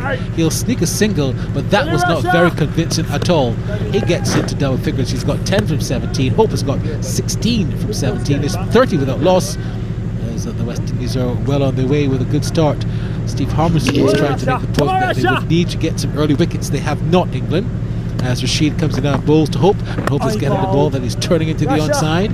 Christopher Jordan, wearing that number 34, runs from the mid-on area, can't stop the single. 31 now without loss. As the West Indies maintain their pressure here on the English team in the beautiful Bridgetown, Barbados, with Rashid. The last ball of the 6 over. Comes in again and bowls, and delivery that's hit in the air. That's gone out over long on for huge 6. Brandon King getting in on the act. First 6 of the innings for the West Indies. What a way to end the 6 over. It's all 6s here. 6 gone, 6 taken, 37 without loss. The West Indies well on the way as they need to get 104 as he handed it back to Gareth Batty. But first, here's Andrew McKenna. Right, get off, Barry. I was hoping you were going to take some wickets, but clearly if you're not doing it, I'm going to take over myself at this point. Oh boy, it's looking a tough one for England, this one, isn't it? 37 without loss to West Indies. The required rate, 4.8 and over. They are scoring at just over 6s. King 16 from 18. Hope 17 from 18. Where do England turn, Gareth Batty? Well, judging by that wonderful last shot from King, spin would not be what I'm looking at right now. I mean, what a shot that was off Adil Rashid. Arguably the best leg spinner in the world. He's hit him with a straight bat, but with a sort of lap slog sort of action over long on. It was a wonderful shot. I'd be looking at just sheer pace. I'd be saying Mills is in my team. His left arm, which is the in vogue arm to bowl with in 2020 cricket. He's fast. I'd be testing a little bit of ticker as well as skill with these two West Indian batters. Well, England are going to stay with Dawson. This is his second over. The first went for just 2. He's bowling to Hope. Left arm around. Hurries on. Hope is in behind this, pushing out on the offside, and there is no run. Jared. For whatever reason, just from what we've seen so far, it seems like the ball's getting through a little bit trickier for the left arm finger spinner, with a little bit more bounce. It might be hard if they attack him. They might try and chip him around and then save the wrist spinner for the big swings. I don't know what it is about this pitch you might be able to tell us about. Dawson around the wicket. He's taken Hope on the pad, but that would need to be another set of stumps and then another off stump outside that for that to be out LBW. They take a leg by, and it's 38 without loss. Well, in Dawson's first over, there was a ball, he bowled back of a length, and it looked like it disturbed the surface. So the one advantage a finger spinner has over a wrist spinner is you can be direct into the surface, and if it's not quite held together, it can be easier for a finger spinner. Dawson goes in, and this occasion King is very deep in his crease, trying to hammer it through the offside. It bounces over his bat, over the stumps, and Sam Billings has taken that one just outside of off stump. Certainly plenty happening for Dawson. He's got bounce, turn, everything. In he goes. Bits of air on that one, driven back to him on the bounce by King. He remains 16 not out, 38 without loss to the West Indies. So that ball there, I reckon if that's a wrist spinner, he throws everything at that, and you can see him holding himself back, King, and just looking at his record, he averages 34 against spin. That's, and he's made all of his runs in Guyana, so you know he can play it. Dawson around the wicket, hurries on, beats the outside edge, but King's actually backed away. It's gone down the leg side, and they will take a couple. And now all eyes go to the umpire to see what's he going to signal. It's 2 to the total, which will take it to 40. Yeah, I think it's almost the trajectory of Dawson compared to Rashid. Goes a bit more direct into the surface, using that unstable surface, whereas Rashid wants to go up a little bit more out of the hand. So it spends a bit more time, I suppose. It's an inside edge, so it was runs that previous one. Hit it to the offside, just wide of the short extra cover fielder. Will go down to James Vince at long off. Those are the sorts of things that England need to be going to hand and sticking. It's an over that has been completed now. 7 gone. West Indies 41 without loss. They're only trying to make 104, remember, as England rattled out for 103 in 19 overs and 4 balls. They are still looking for that first breakthrough as we get to the end of 7 overs here on TalkSport 2. These are the thoughts of the former England spinner Gareth Batty.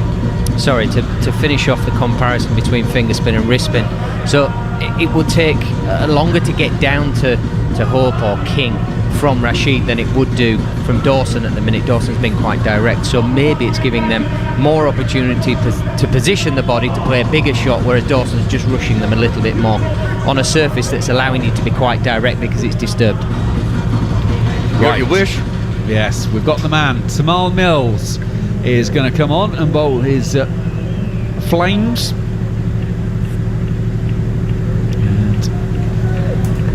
We'll just wait for a moment while King gets himself in place. No slip in place. Backward point, cover, mid-off. Inside the circle on the offside. Here comes Tamar Mills. Past umpire Wilson. Left arm over. It's a little bit leg-side-ish. And it's been clipped beautifully by King. Almost sort of turned and played it a full bat shot out to square leg for a single. 42 without loss. This is Tamar Mills' 10th T20 international. 10 wickets so far at 23.7. The best of 3 for 27.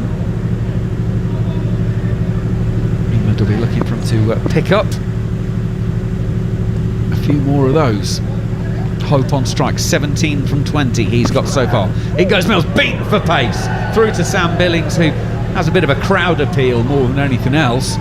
There's some good wheels on that one. Didn't see the speed gun reading on it, but Tamar Mills has settled into his work. Seemed bolt upright.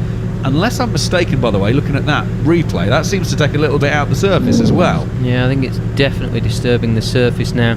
And the other thing that's definite, Tamar Mills is a 90-mile-an-hour bowler. He's fast, he's genuine fast. There's 4 left-armers out there for England. Topley is operating in the sort of 80s. Payne, you would say, similar. Garton's got a bit of pace. He can crank to sort of late 80s, but Mills is definitely the quickest of the 4. Here he comes then, past the umpire. It's turned on the onside by Hope.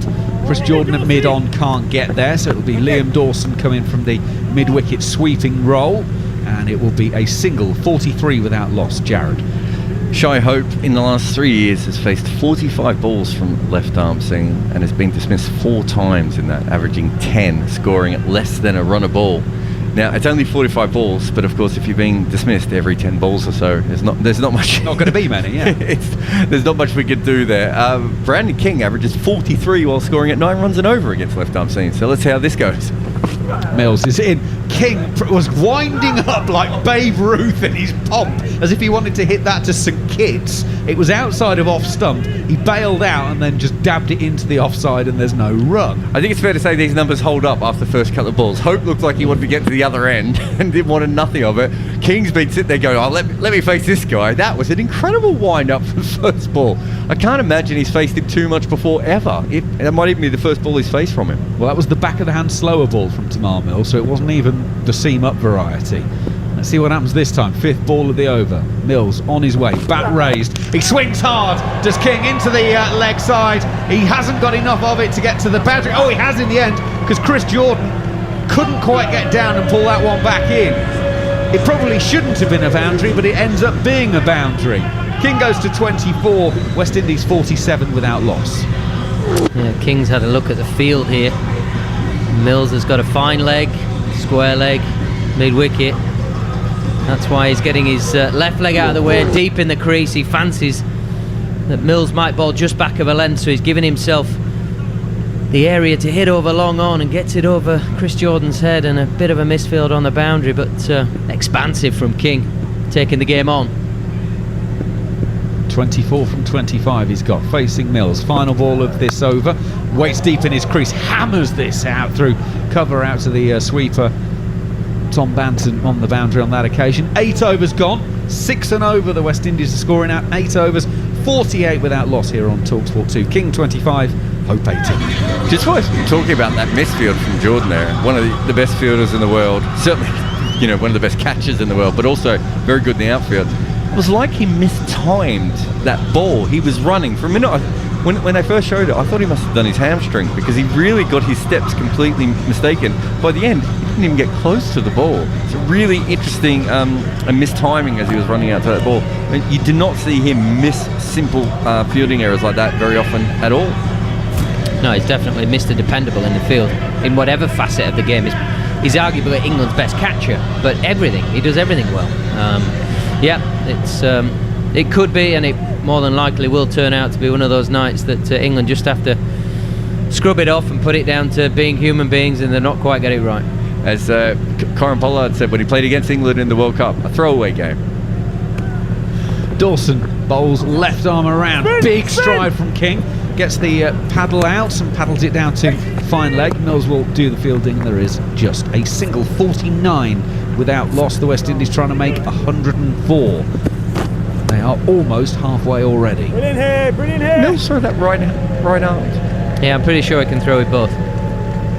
There's a lot of heat on it for your opposite arm. If you look at him, he's a physical specimen. He's got plenty behind it.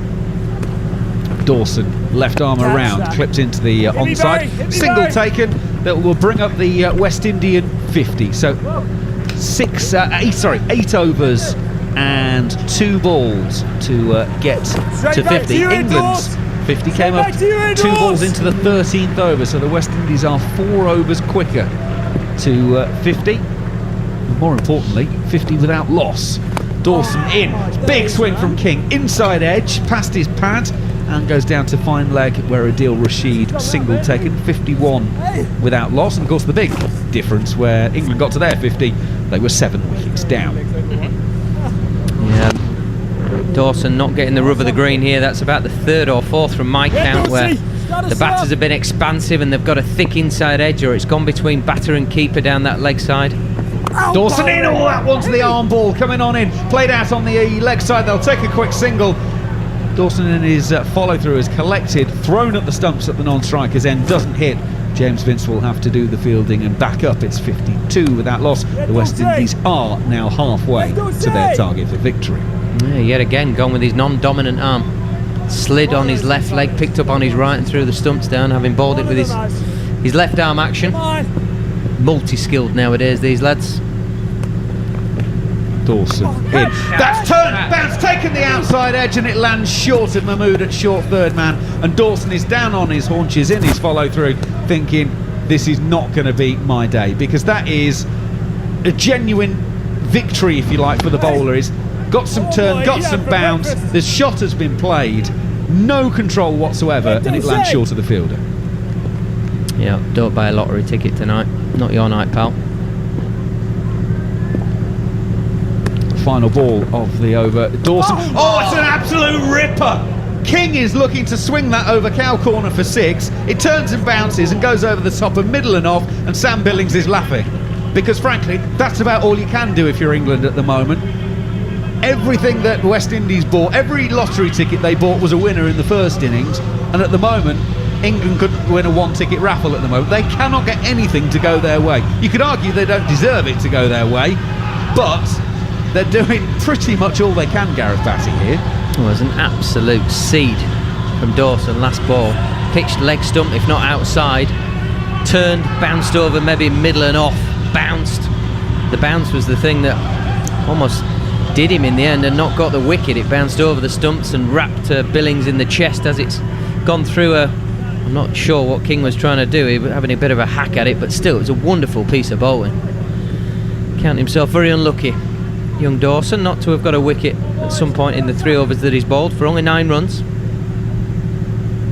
Adil Rashid is going to bowl the 10th over, hit the 3rd of his evening, and he goes, oh, beat it outside edge, Hope's come forward, Sam Billings appeals for the stumping. Billings is absolutely convinced, and we're not going to need the 3rd umpire to have a look at that one.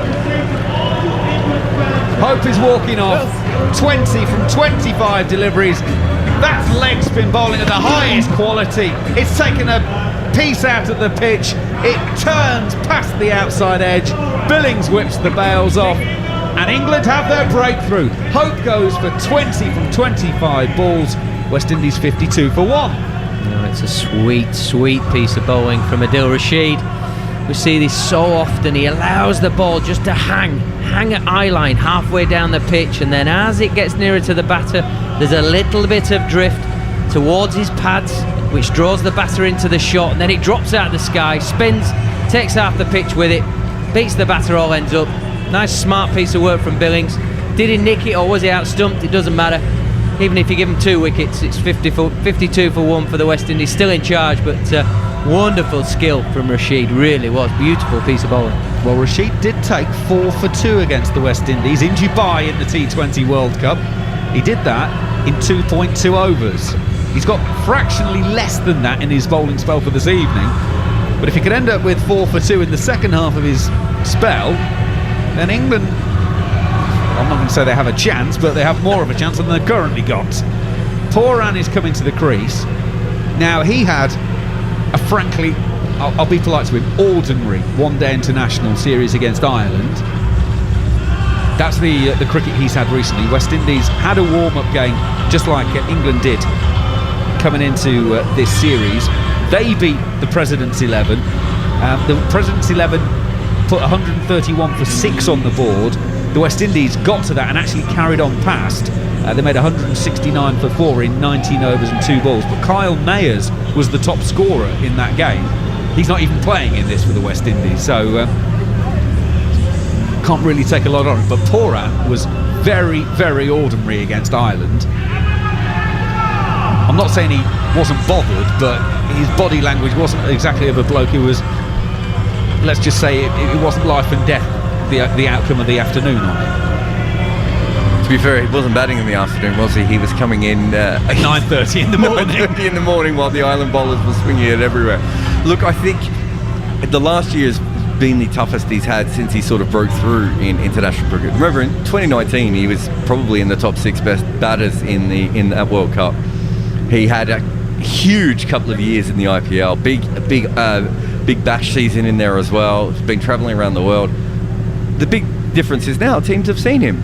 They understand what he likes and what he doesn't like. He doesn't like the ball particularly bowled short and quick at him. He doesn't like the ball spun away from him, and teams are much cleverer now than they used to be against him, and he's catching up. He's still got so much more talent. I don't even think we've seen all of Pooran's talent, but the next couple of years are really important for him to continue to work on his game. It'd be interesting to see if Rashid gives him wrong and straight up here. Left-handed Pooran takes strike. He's immediately down on one knee, paddling it around the corner down to fine leg to take it on the full toss, and he's underway with a couple. West Indies 54 for 1. Yeah, I mean, that's first ball. It's a shot of a relatively confident man. He gets down low to the ball and a little dab sweep.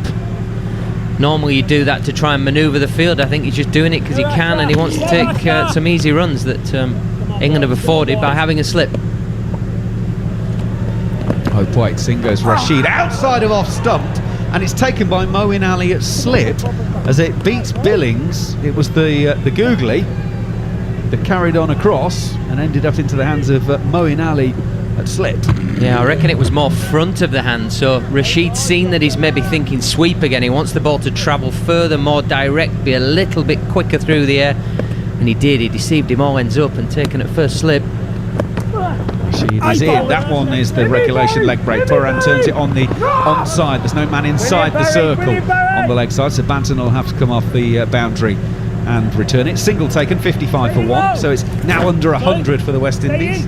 What you see here as well is before the World Cup, they talked a lot about taking a lot more singles, but obviously they still had Lendl Simmons and Chris Gale, and not sort of single takers. You can see with King, Hope, and Puran just how much quicker they are looking at running. They're trying to match their six hitting with just better strike rotation.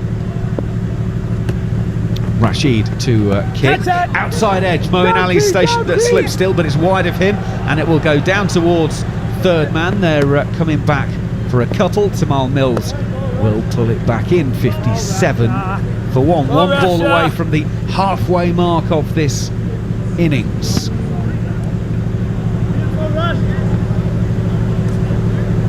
Less than 50 to win for the West Indies.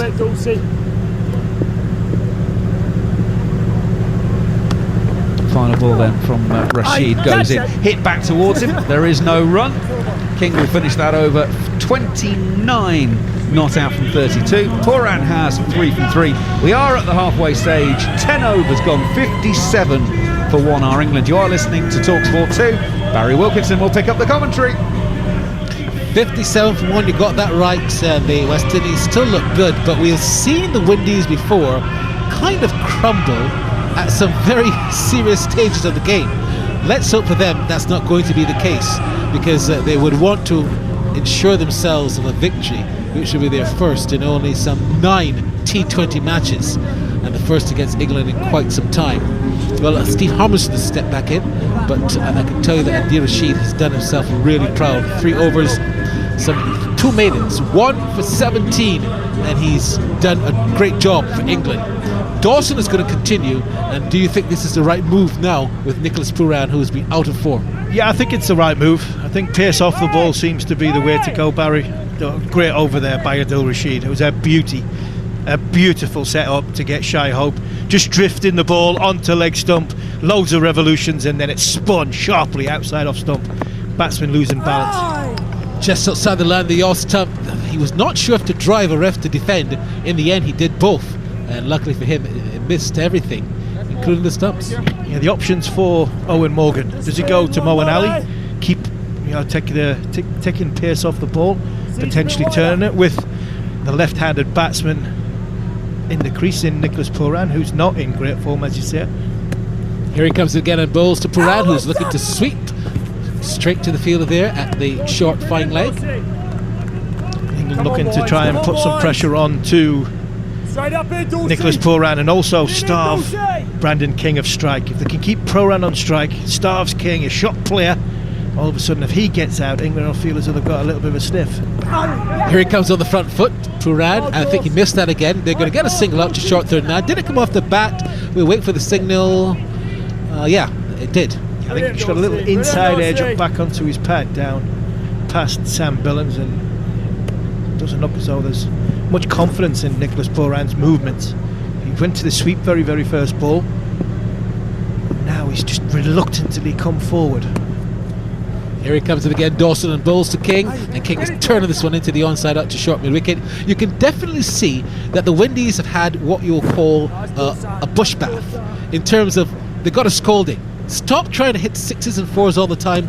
Work the ball around, 1s and 2s work just as well. Because from what I've seen so far, they have not been trying to smack the ball all over the park, which is what they usually do. No, but I think they've timed the ball better than England. I think Shai Hope and Brandon King timed the ball better than probably any of the England batsmen, with the exception of Chris Jordan. Here comes Dawson again and bowls to Puran, who's looking to sweep again, misses. And luckily for him, it was not pitched in line. Puran looks he looks all at sea here. He doesn't look as though he knows what he wants to do, whether he wants to sort of hit the ball down the ground, or he's tried sweep 3 times now and it just hasn't come off and worked for him. England Puran seems to be in the position Owen Morgan was in the first half. Comes again and bowls to Puran. This time he's driving out into the onside, out to the long on area.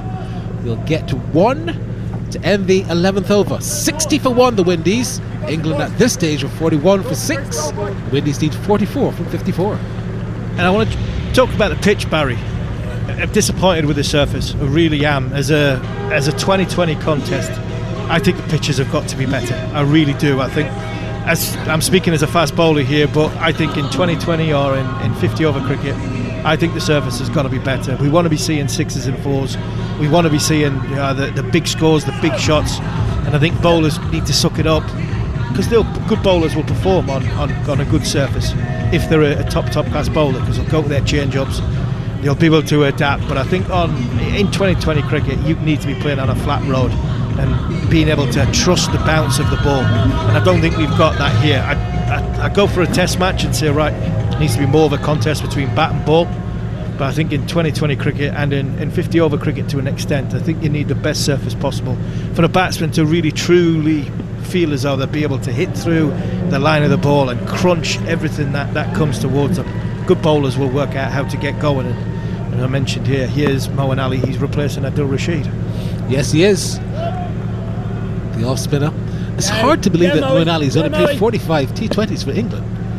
Here he comes in again now. Bowls to Nicholas Pooran, who's reverse sweeping, and the ball is just going to be deflected out into the backward point area, and he's going to get to one. No, he's going to come out for the second as well.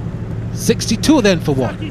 Again, Mahmood diving full strength, managed to get a good hand on it, but Pooran goes for the reverse sweep against Moeen Ali. Doesn't seem to fancy coming down the track. He doesn't seem to want to stand in the crease and hit the ball down the ground. Pooran, he wants to go to the sweep. This time again he's on the back foot, on drives. They'll get one. They might come out for the second if Pooran wants it. No, says King. A good decision. Settle for the single. 63 for one. Over number 12. 41 from 52. That's the occasion. Brandon King is leading the charge. He's got 30 from 33. He's hit a 6 and 2 4s, and he's looked the most assured of the batsmen so far. Just thought Shea Hope looked a little bit uncomfortable to the spin, and in the end he succumbed to the spin and he was out stumped. The only man gone so far for the West Indies, as Ali into bowl to King, and King is on the back foot and pulls this one straight initially out to the long on era for one. He really impressed Barry with Brandon King. I hear a lot about him. He's a crash bang walloper. He's somebody that plays short innings but powerful innings. I think he's used his head very, very well here. I think he's played the situation very, very well, and he looks very accomplished. This is Pooran on the back foot again. Hits the ball in the air, but safely so, out to long on. Nicholas Pooran, highly touted, played for the Punjab Kings in the Indian Premier League, was not retained. The auction is the 12th or 13th of February, and I'm just wondering if he's going to get a contract with any of those IPL teams based on his wretched form last year and generally for the West Indies. As this delivery is short and pulled straight to mid-wicket along the ground. One more run. 65 for one in 11.5, 66 for one rather. King goes to 32. I think if the Indian selectors and of IPL teams are watching this innings by Nicholas Pooran, they might be thinking his value stock might not be as high as what it has been in the past. Yeah, you got that right. This delivery is short, and again he's pulling it in the air, but safely out there to the skipper for another single. 67 for one after 12. Pooran has got 10. King has got 32. As the West Indies need 37 more runs from 48 balls under the lights at Kensington Oval. That's a bit better timing there from Pooran. Better movements, more balanced. Seemed as though he was more control of, more rhythm of his shot selection, and then he timed the ball well down the ground to Eoin Morgan. England are going to go back to pace. I think this is a good move. I really do. I think this is a good move, bringing Chris Jordan into the equation. Interesting to see what lengths he bowls here. I think if I was Chris Jordan, I'd be looking to hit the pitch hard, because I think there's something in this surface which is just sitting in, and it seems to be very, very difficult to time the ball on. But it's also a little bit, I think, natural variation. Sometimes it's hitting little patches of grass area and coming onto the bat, and hitting patches of bare area and disturbing the surface, and it's just sitting in the pitch. So it'll be interesting to see what length Jordan goes to here. I think he's going to go a little bit shorter. Mid on and mid off are up, deep square, mid wicket are out on the boundary, fine leg, third man and deep point are also in the deep. The four fielders are inside the circle, extra cover, backward point, mid on and mid off. So it looks as though Jordan's going to go harder into length or slower ball into length. Here he comes in now, around the wicket to bowl to Puran, and Puran is pulling fiercely down to the long on boundary for 4. I thought he picked it well because it was short, but instead of perhaps looking to pull it into the onside further behind square or mid-wicket, he went kind of straightish and then went past the field at mid-on into the boundary for 4. Width, Barry, it's just width. That length had to be on top of middle stump. That was about 4th stump, 5th stump. It was sat up nicely for Puran to get his hands at the ball and basically hit it where he wanted, and he's managed to hit it straight down the ground for 4. Jordan in again and bowls to Puran, and Puran this time is driving out to cover, can't score. Much better delivery there from Jordan. You called it right, but I think perhaps the fielder there at mid-on was just a little bit wide. Yeah, he was. I don't think Jason Roy was quite in the right position. I think he was probably thinking he needed to cover a little bit more ground to his left, but then realised there is a man in the deep mid-wicket, so he needed to be a lot straighter. So a little bit of miscommunication by Jordan and Roy there. 71 for 1, 33 from 46 as Jordan bowls again to Puran. Puran is driving, square to the offside, down to the fielder there on the sweeper boundary for another single. 72 for 1. I understand the ticket sales for tomorrow have significantly improved again, so we can perhaps see the same kind of crowd.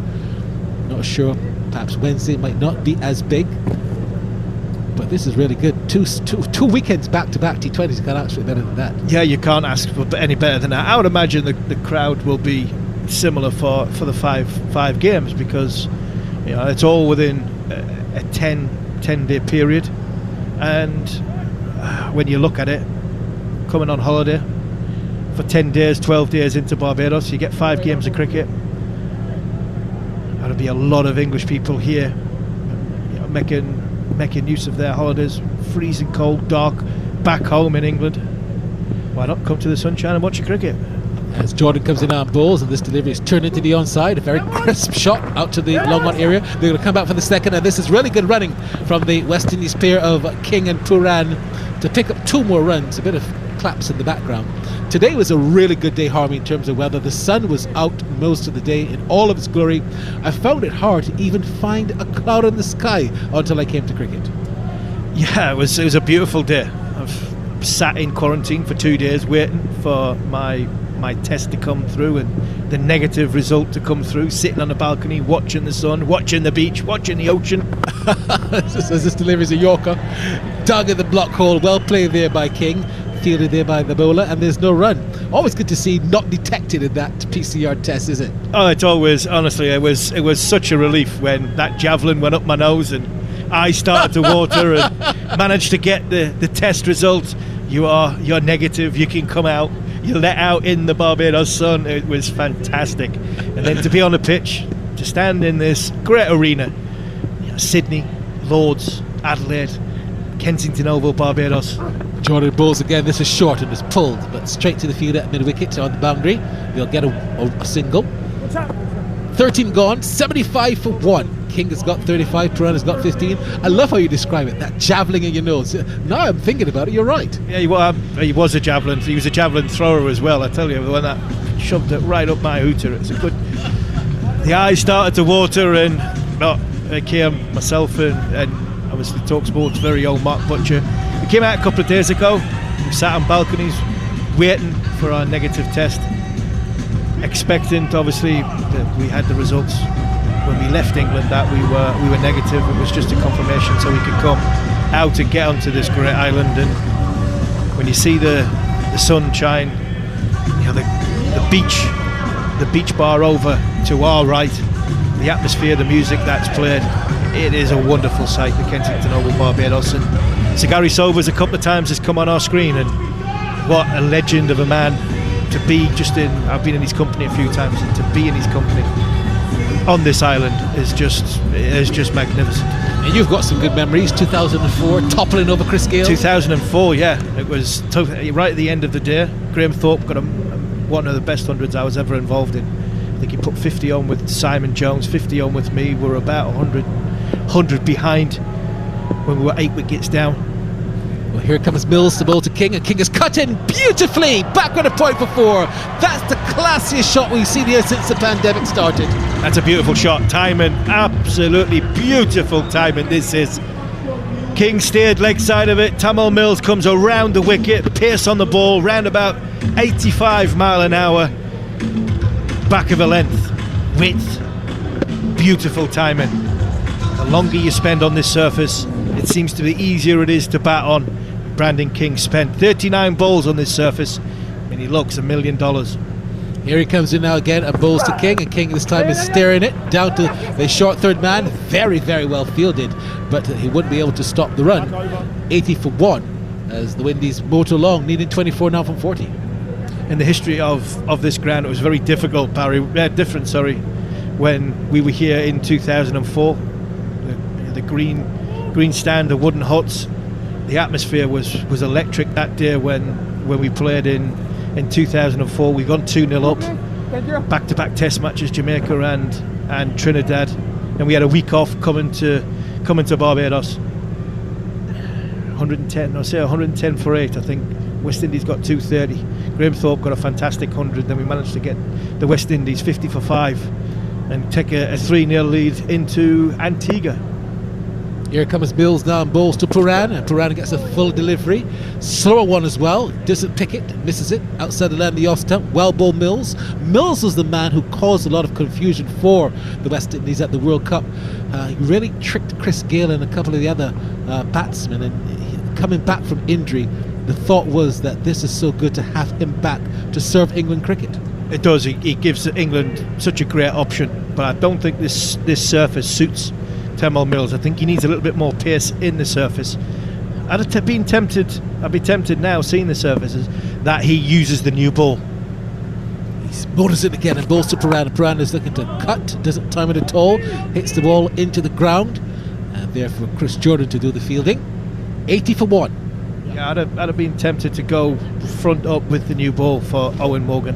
It's very hard, it's very difficult as a captain, trying to find out which way to go when you've only got 103 runs on the board. You're damned if you do, damned if you don't. So I don't think you can blame any of the bowlers or the fielder in this situation. Again, England's carried on. The Ashes woes of their batting problems have caused them an issue in this game, something that hasn't happened in white ball cricket in the past, not for a long time anyway. Mills to Puran, who's turning the ball down behind square. He gets one, he's thinking of the second, and there'll be no second run for him. We've had some 13 overs, 5 balls gone. 81 for 1. West Indies need now 23 from 37. Should get home once there are no jitters.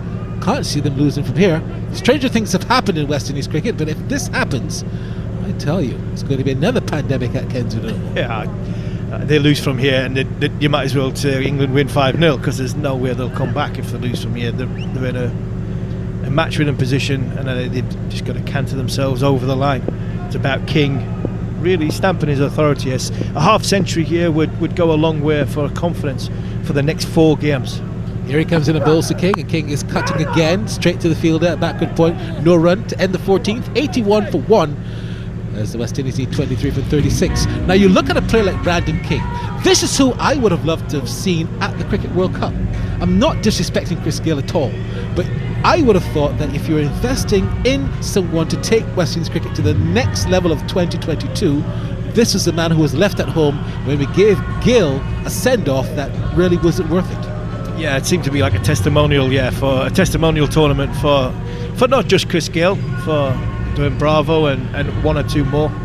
I think the moment it got changed when the pandemic hit, and the moment the World Cup went from, I think, Australia to the UAE, I think that was when, for me, the West Indies side had to go with more youthful players at the top of the order, players who are mobile, who can run well between the wickets, because the surfaces in the UAE were a little bit like what you've got here. They weren't crash bang wallop, hit sixes every ball, like what you'd have on fast bouncy pitches coming on. And I think that really showed up the frailties of West Indian cricket in that tournament. It's going to be Adil Rashid from the different end now. He's running from the Joel Garner end, or you call it the World Weeks and Walk stand end. This delivery's outside and the off stump. He's on the back foot and punches it beautifully into the covers for 2 to pick up a couple of more to move to 18 from 19. So they're just shifted Adil Rashid, just changing ends, perhaps thinking that he could get some purchase from this end. And here he comes in again to bowl to Puran. And Puran gets to do that. Wrapped to the pad is allowed appeal for LBW. Rashid was the only one interested. The umpire walked away and the team members looked down at their feet. Yeah, Billings went straight to the leg side. Adil had an appeal, but I think he knew straight away. He looked at Morgan and pointed down towards the leg side. Probably wouldn't hit another set of stumps down the leg side. So good decision by Adil Rashid. This delivery is on the line of the off stump. That's where he wants to bowl to Puran, because Puran has been very unsure about where his off stump is. Plays it on the back foot and almost perhaps didn't really play on, but came off the inside edge. Not one of his more authentic strokes. Nicholas Puran has been out of form. Spent a long time with the nets yesterday. As Rashid bowls again to Puran. Puran is pulling, not a convincing pull.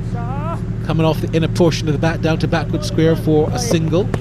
To take the total now to 83 for 1, 84 for 1. The good thing for Nicholas Puran is he's still there. He hasn't given this away. If he walks off 28 not out, that'll give him a huge amount of confidence going into the next 4 games. He hasn't had any time and he hasn't had any rhythm, but he's still at the crease. As this delivery is again on the line of the middle stump, turned into the onside there by Brandon King. If the Windies get home here, no doubt we'll have perhaps the man of the match given to Jason Holder. 4 for 7, an immaculate spell of fast bowling. And even if Brandon King was to come not out, I don't think he can topple that.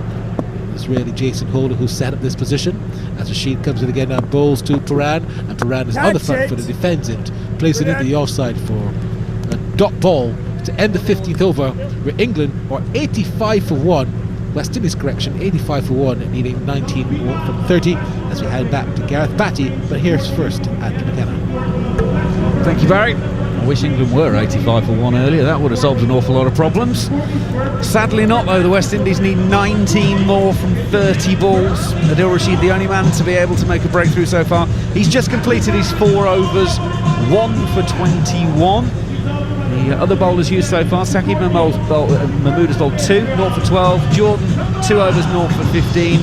Liam Dawson's also bowled his 4, 0 for 12. Tamar Mills, 0 for 13 from 2. And Moeen Ali is 1 over for 7. Gareth Batty looking tricky now. Well, trickier even, shall we say. I'm probably the most positive man in the room, but I think this is done, unfortunately, from an England point of view. Well, there's Tamar Mills, who's going to bowl left arm around the wicket. It's a short ball, slower ball bouncer that King does very well to wait on, and then guide to Rashid at third man for a single. 86 for 1. It's 18 more off 29 balls. There is a but in there. 4 games in 9 days suggests that actually England have to keep going to the bitter end here. They need to win some matchups. They need to give some food for thought to the West Indian team. This one gone, yes, no problem. And you can put that to bed very quickly after the game, but they just need to keep working on skill sets, understanding the ground, understand the surface. They've got another 4 to play here.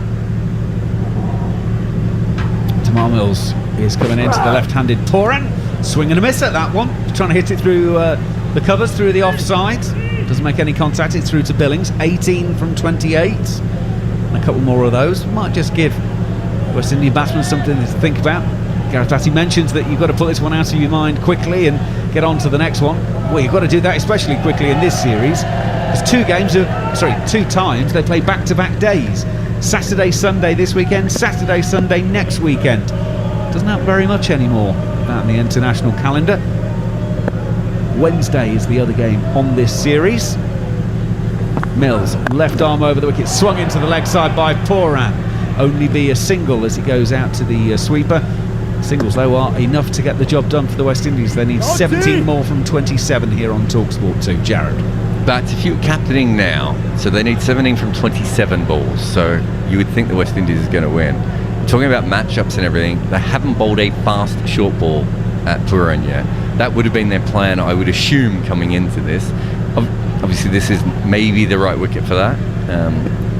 Are they not doing it just because of what the score is, do you think? Or is there something else going on there? Mills is on his way for the 4th ball of this over. Left arm around.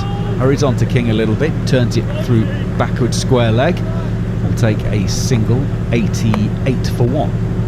I'm not sure. It's weird, isn't it? When you say We got to take wickets. All of a sudden, people have a perception of what that means, and it might have been, if you worded it in a different way, the perception might be different. You might bowl in a different way to take wickets, and your outcomes could be.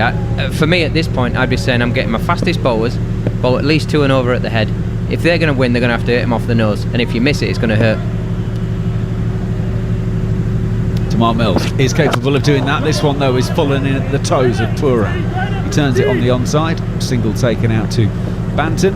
15 needed from 25 balls for the West Indies to take this series opener in Barbados. Because the only thing I could think of was they were thinking, if we go short and he gets a couple of top edges, we saw, who was it from England got a top edge into the second tier of the stand earlier. The only thing I could think was it's just not enough runs to go short at him. But now I think, why would you not just rough him up for the next game? Yeah, they weren't actually short balls that actually did that. They bounced off more back of a length, I would suggest.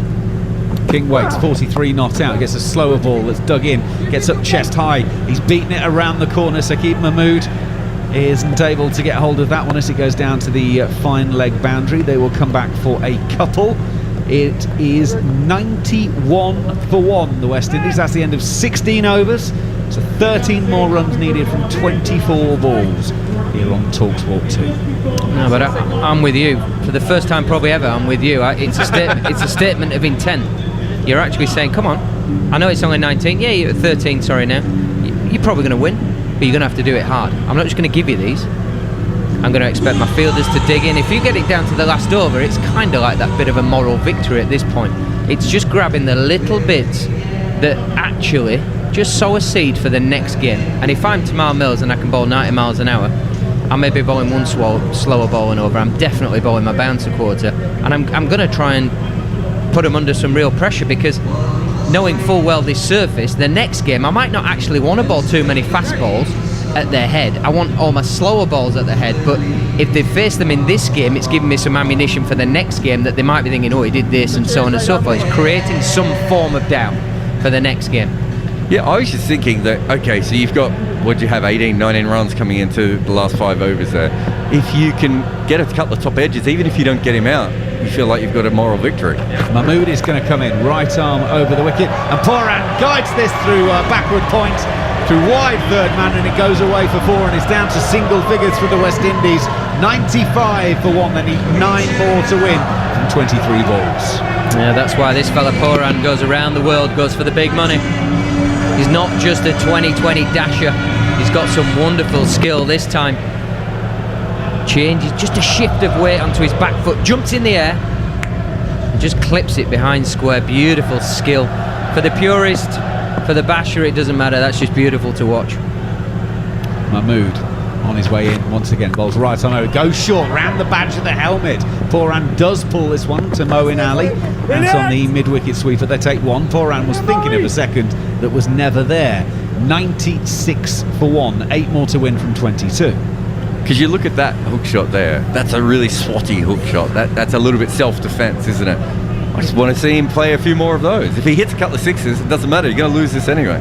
And the pitch is too paced. It's the one time you don't actually want it short often. Nobody really wants it short, but the better players, they want it consistent pace and bounce coming at them, then they'll take it on. And even those guys might be a little bit scared, but it's the way they play. When it's inconsistent like this, it's very difficult. Saqib is in, it's a cutter that's bowled outside of off stump, and King off the back foot hammers this between the two fielders in the ring on the offside, and it goes for a boundary that brings up the West Indian 100. They're 100 for 1. 3 balls in to the 17th over, and that was just sitting up waist high, and he hammers it to the boundary. Yeah, King has played a pretty good hand here. He's shown some real skill actually. He's making his name in 2020 cricket, but I think there's more of a player in there. This fella looks the real deal to me. Moves brilliantly, plays off the front and back foot this time, off the back foot through extra cover. Beautiful. 49 not out, waiting as Mahmood goes in, plays this to long on, takes the single and gets himself a 50. It is his second 50 in international T20. 67 is his highest score. He's not going to get there today because the West Indies only need 3 more from 20 balls, but 50 from 47 for Brandon King as the West Indies break the back of this first game.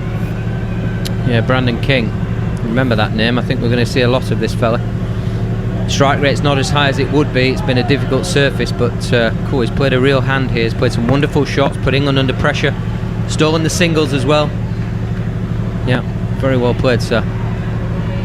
Mahmood to Poran. It's a slower ball, cutter bouncer. Poran, it's almost tennis ball bounce, hammers it out to James Vince, sweeping on the leg side. Single, 102 for one, 2 more to win. Would you say that Brandon King has batted well enough bats to get a shirt with the correct sponsors on it? He might have a side deal with what looks like sandals. He's just sort of, he's playing the whole, oh, my shirt's no good, but he's actually getting a few quid. Well, I hope his sponsor isn't the tape that's supposed to be hiding the sandals logo, because I tell you what, we could see right through it. There's no mystique about that one. There's definitely says sandals on that shirt. Right, the West Indian players are gathering on the edge of the balcony. One blow away, 2 needed from 19 balls. Mahmood is in, full and deep at the stump. Pushed out on the offside to Chris Jordan at mid-off by King. He will go to 51, and the West Indies are level with England, 103. They put on the board. They're 103 for 1 though, after 17 overs. So they have 18 balls to get 1 more run to win this first T20 here on TalkSport 2. Just to pick up on that last ball from Mahmood, he's got a big wrap around domestic cricket that he's able to get the ball reversing. Very similar to our own Darren Gough. Through his wonderful career, he had that ability just to drop his arm and get the ball tailing back in towards the stumps, and we just saw a small sign of it there. Even when there's a bit of dew, still 18 balls with this pill to go. So to get just that little bit of fade in, it's probably a decent sign for him. He's got to take the game situation out of it and go through his repertoire like he did there. Well, Tamar Mills has been thrown the ball by Owen Morgan, and presumably it came with the comment of, see what you can do, mate, because it's 1 run to win. There are 7 fielders inside the circle, 4 on the offside, 3 on the on. As Tamar Mills will bowl to Brandon King. In he comes, left arm around the wicket. King stays in behind this one, pushes it through point and sets off for 1. They touch down, he comes back for a second, and the West Indies have taken a 1-0 lead in this T20 International Series. It's a 5-match series. The West Indies win by 9 wickets with 17 balls to spare. In fairness, 103 isn't going to win many games of T20 cricket. England bowled out in 19.4 overs for 103. Jason Holder with 4 for 7, his best figures in international T20 cricket. That came in 3 overs and 4 balls. England simply not able to put anything like a total on, and that they got that far actually was down to Chris Jordan and Adil Rashid, who made 28 and 22 respectively. They were the only men to get to 20. The West Indies in reply, well, England knew they had to take wickets. They were only able to get 1 as Shai Hope was stumped by Billings off the bowling of Rashid for 20. Brandon King, 52 not out. Nicholas Poran, 27 not out. And Gareth Batty, well, we started this broadcast 4 hours ago talking about how it was going to be a fresh new start and weren't going to be affected by the hangover from the Ashes. And unfortunately, from an England point of view, it was quite reminiscent of what we saw in some of the Ashes cricket. England never got out the starting blocks, really. Well, it was certainly a fresh new start, probably not the start that we wanted from an England point of view. Some new faces, some young fresh blood in there that didn't quite have the day at the office they wanted. That's 2020 cricket to an extent. Sometimes you have to just take that on the chin, reassess and understand what we could have done better, and maybe just taking a little bit more stock in that first 6 overs. We all know the numbers. If you lose 3 wickets in that, it doesn't matter how you want to play cricket, the numbers do not lie on that situation. It's too loaded in the opposition favour. We just needed to just consolidate a little bit there to give ourselves a bit more chance. Didn't quite work that way, so what? You've got to scrub it off and you've got to move on, because there were signs there with the bowling attack that there's some good stuff. Dawson bowled very well, could have had much better figures, and even these figures were good, but he could have had more in the wicket column. Rashid, we know, is a wonderful asset to English cricket. And a couple of the big fellas showed a sign if we get enough runs on the board, they're going to make it very difficult for the West Indian team. But King and Poor and that 50 partnership, for me, if I'm a West Indian, I'm looking at that going, this is our future. Wonderful skill, wonderful ability, and they actually took the responsibility to knock it off themselves and get the West Indies over the line. So there you go. First match is completed. The West Indies have won by 9 wickets. Tomorrow's Sunday is the second game. Then it's Wednesday for the third game, and then Saturday and Sunday for games 4 and 5.